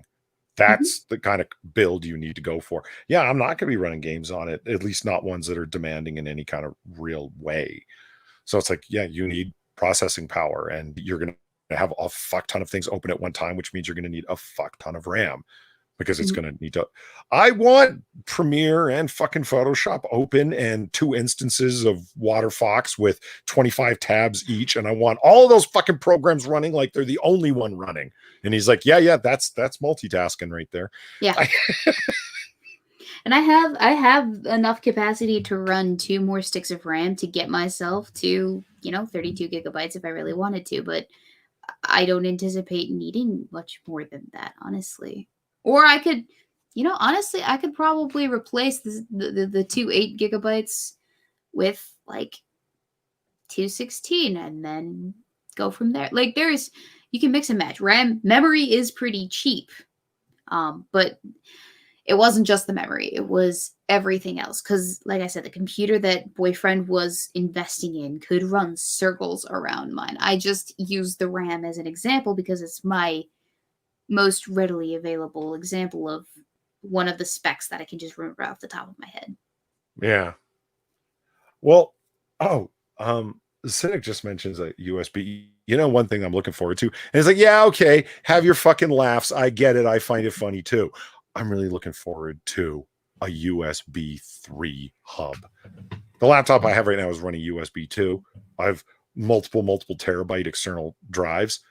And they're all USB 3 capable, but I'm just running them as USB 2 because that's the ports on my laptop. Oh man, to have USB 3, the increased speed and the bidirectional speed, to be able to like be watching a movie that's on one of my external drives while transferring files back and forth, and it doesn't impact anything. Like, because when I do that, and if you're running USB 2, it's unidirectional kind of thing that it can only go in one direction at one time. So the movie starts chopping up if you start transferring stuff or fucking around on that hard drive that you're pulling that HD movie off of. If you know what I mean. Yeah. It's going to be such a sweet thing to step up to USB 3. And I know USB 3, it's so ancient. Yeah, well, so is my computer. It's going to be nice, man. That's one of the things I'm looking forward to. At some point, I'll probably take all of this right here, the system, and I'll I don't know, I'll use the parts for something else, an alternate computer, and then I have like the big system, the big boy, the multi-purpose functional whatever. But that day is not today. I'm gonna live a good life, Polly. It's gonna be chock full of like gigabytes of RAM and shit. I'm gonna live a good life. I'm gonna live a good life. It's gonna have a gun safe room. It's gonna have multiple tens of multiple gigabytes of RAM. And we're gonna have so many Damascus blades on the wall. I'm a simple woman. Oh, in the kitchen. It's gonna be a good kitchen. There's nothing wrong with that. Life plans. Life plans. Oh, and we're gonna have a smoker too. I want a smoker. You know, I like smoked meats. Low and slow, baby. Low and slow. I really want a dehydrator, a proper one. Like I've looked at like not one of the cheap plastic stackable ones. Hey! Don't talk about Sorry. Bertha like that. No, you know the ones I'm talking about, the stainless steel bad boys with the door, and then you can slide in all of the trays. I want one of them badasses, man. With the all of the settables for not just temperature, but increase and decrease of temperature over time, and oh fuck yes, and they run ultra quiet. Yeah, I'd love one of those. Ooh, yeah. Become like the jerk master. The jerk master? Yeah, man. Did you really just say that? Yeah. The jerk master. Yeah, I could have my own line of polymarinades for your jerks. Oh, I actually have a really good marinade recipe for a jerky that you probably would definitely enjoy. I'll send it to you once we get off stream, but it's basically Hawaiian teriyaki. I'm interested. Mm-hmm. So because I've had like beef jerky, bison jerky, turkey jerky, fish jerky, and in turkey one way, jerky. Yeah, man. And in one, turkey jerky is underrated, and in one way or another, I like them all. And it's like, oh, like some marinades, like sweet would go better with some things, hot and spicy, black pepper, like would go better with different things. And like, oh man, I want to be all about it. And Crazy Man says for fruit or meats, mostly for meats, but I am totally interested in doing some dehydrating on. Oh, there's this thing that the Japanese are really into, snack peas, like peas in a pod peas. Yes. And they like dehydrate them, and they're like corn nuts. They take on this crunch, and they season them with like garlic and cayenne and stuff. Holy shit. I want to get into some of that too. Hell yeah. Oof. Yeah, I got a dehydrator for my birthday 1 year from Dad. No, not birthday, for Christmas 1 year from Dad. Because Dad has this running theme of gifts that he gets me where they're either really useful or they're useful for the whole family or something that he can, have me use in the future for an advantage. Like, I don't know. He got me a sewing kit to sew his pants back together or whatever. But the dehydrator was really useful because I used it to make like apple chips and jerky and banana chips and just, little snack food things. Yeah. Really good, really good. I have a really nice pepper jack. He loves chili peas. Not pepper jack, but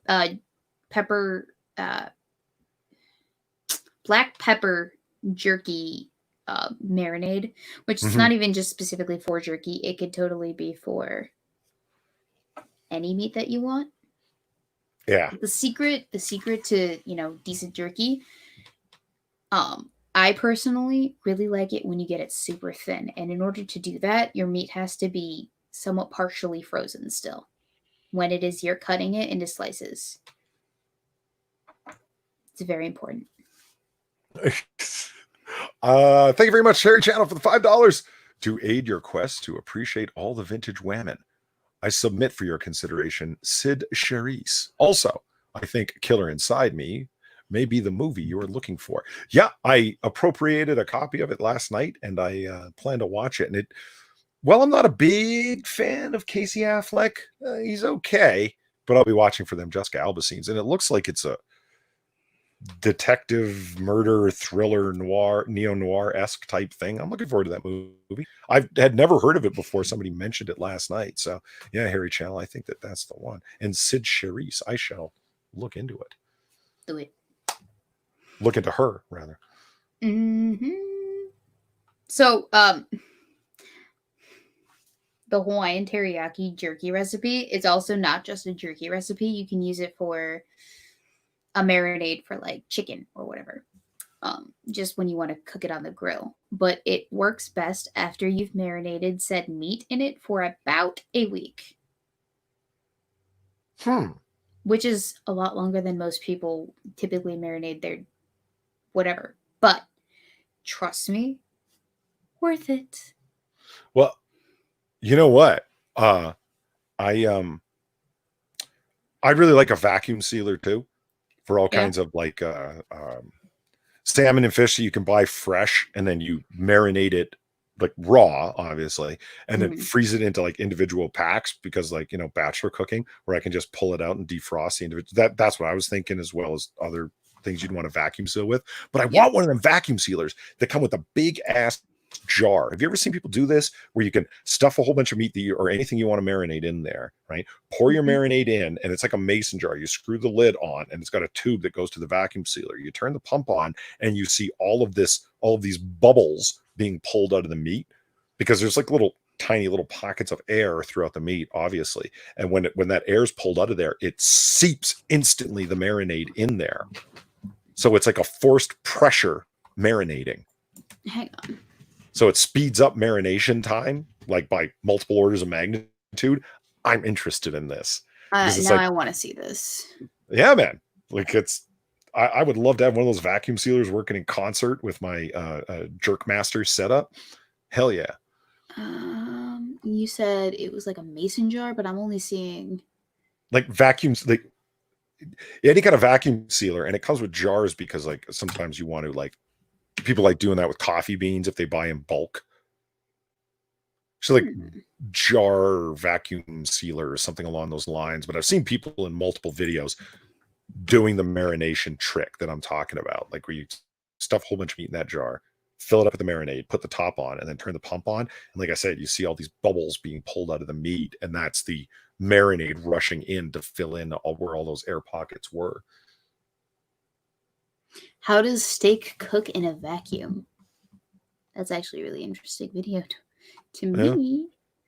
Oh, and then of course we have Gordon Ramsay's ultimate cookie ultimate fuck me cookery course: how to cook a perfect steak. I have watched this video before, by the way. I know. Fuck Gordon Ramsay. What's wrong with Gordon Ramsay? Yeah, fuck him. It's, let him spend the rest of his life looking for the lamb sauce. I care not. Where is the lamb sauce? If you were to look for vacuum sealer marinade, you might locate it faster. Vacuum seal marinade, and then I have meat at the end, and it's just not showing up. God damn it! I'm Well, sorry. now I'm gonna have to find it, and I'll DM you something in the interim. I'm curious. I want to Following know. the interim. Yeah, I'm not seeing a mason jar. I'm sorry, Polly. Grohunt says that mason jar adapter works for most vacuum sealers. There you go. Maybe it's just an adapter that I was seeing people. Yeah.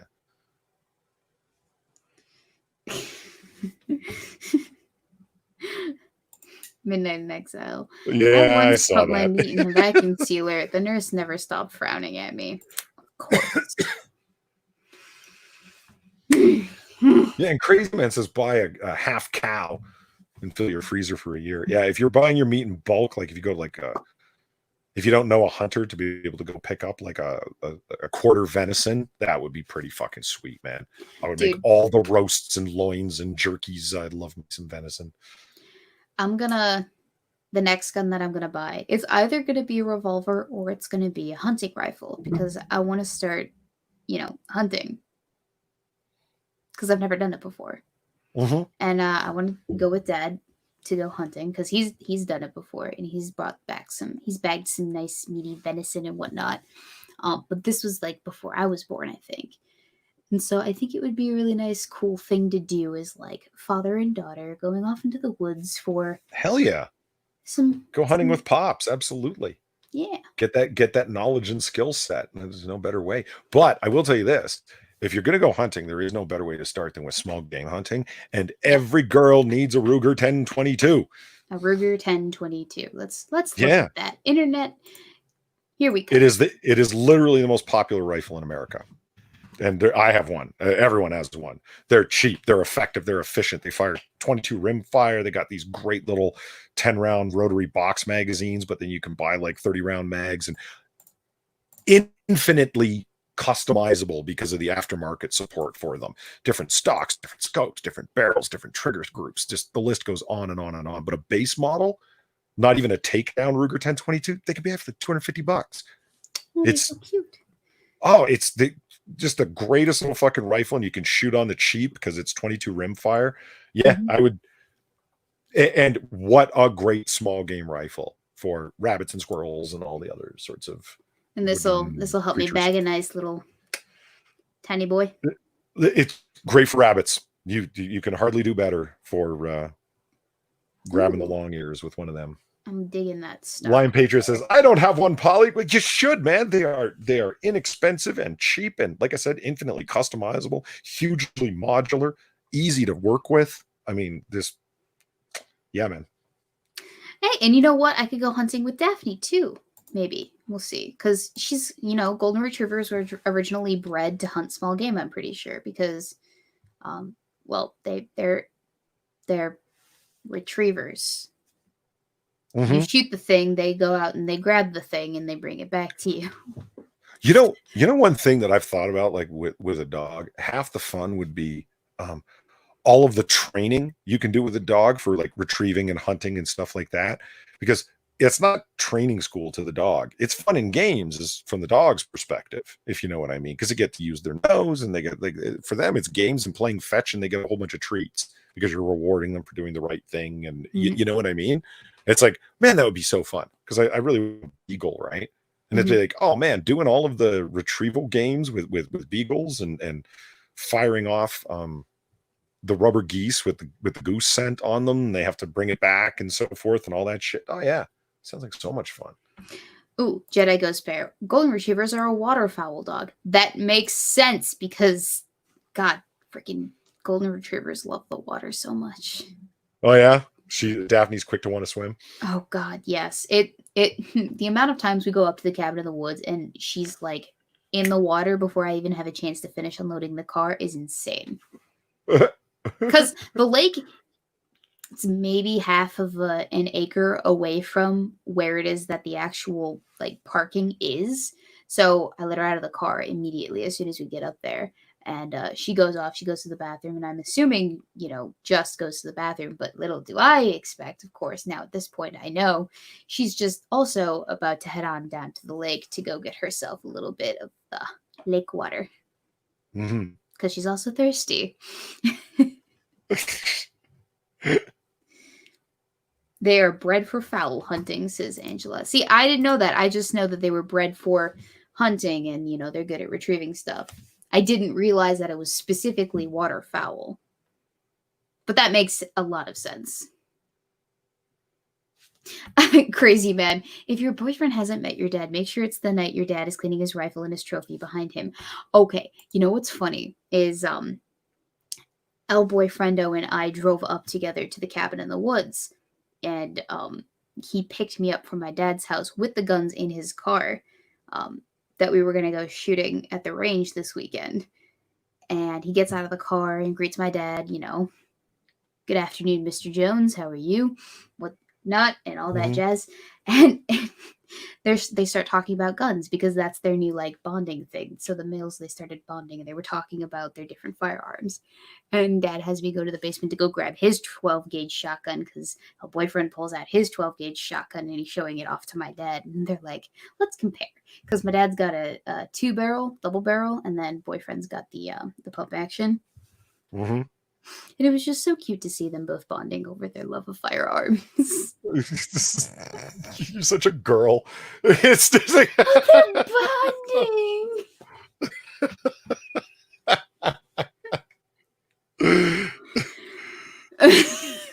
This is what I've been looking forward to for 5 years. Fair enough. Yeah.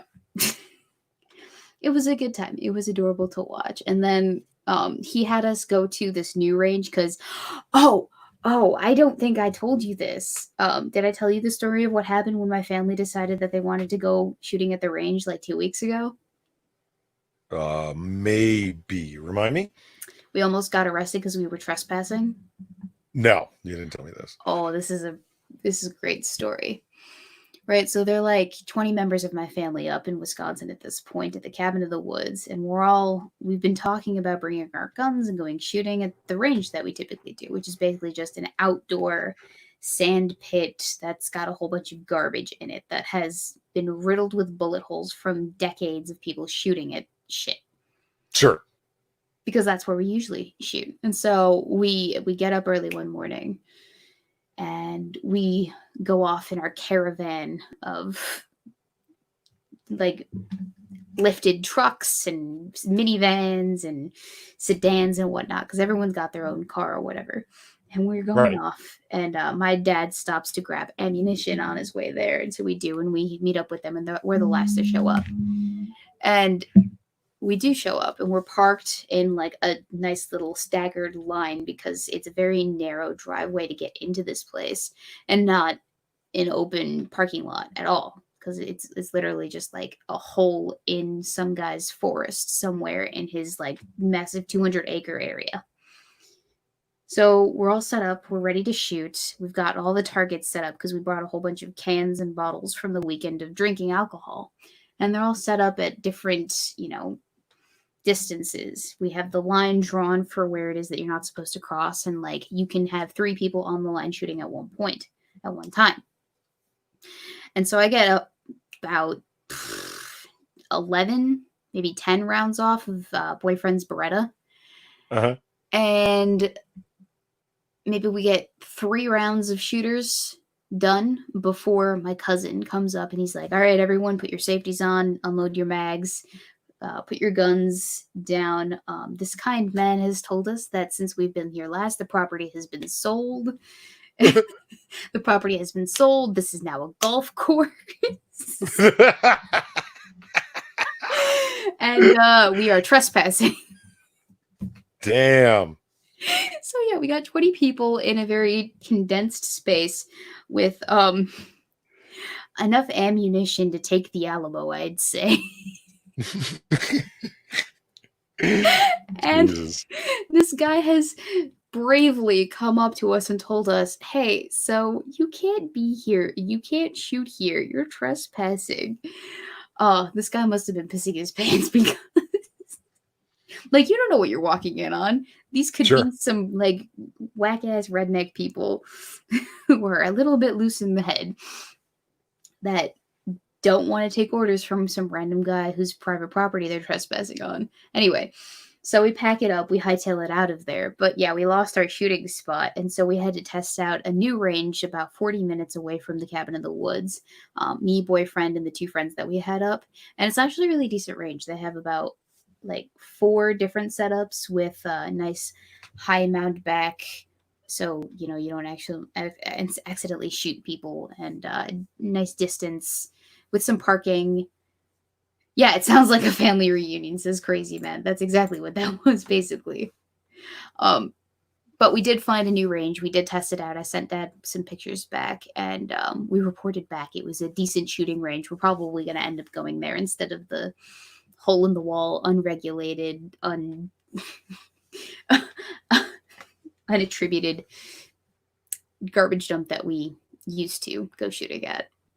Which is unfortunate because I have some rather fond memories of that hole-in-the-wall area. Yeah, that is too bad. Fuck. Mm-hmm. Well, here we are, just over the 2-hour mark. Yes. Is it a good time to wrap it on up? I have a couple of phone calls to make and this things is to a good do. time. I also have some stuff to do. I have a video to finish writing, and then I have to produce it tomorrow. Fair enough. Yep. So, Polly, thank you for joining me this fine Thank you for evening. having me.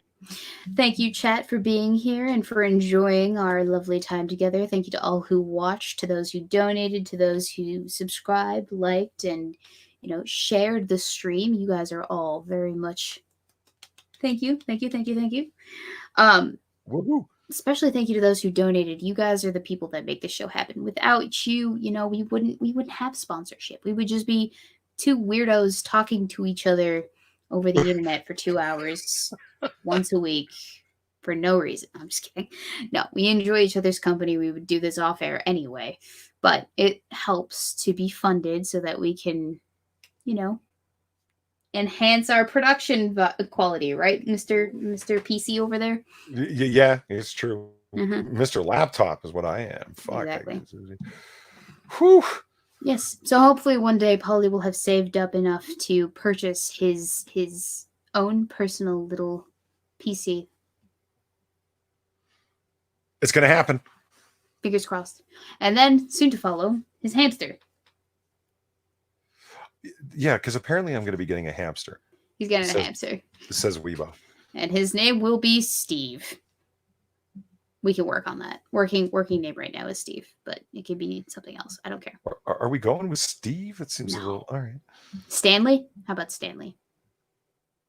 No, I don't think Stanley either. Phineas. Yeah, I'll keep that one in mind. How about Phineas? Yeah. Okay, that works. Anyway, thank you to those who are going to watch later on in the evening and into the mid-morning tomorrow. We much appreciate your viewership just as much because it means you guys actually like to watch us, not just for the engagement we give you.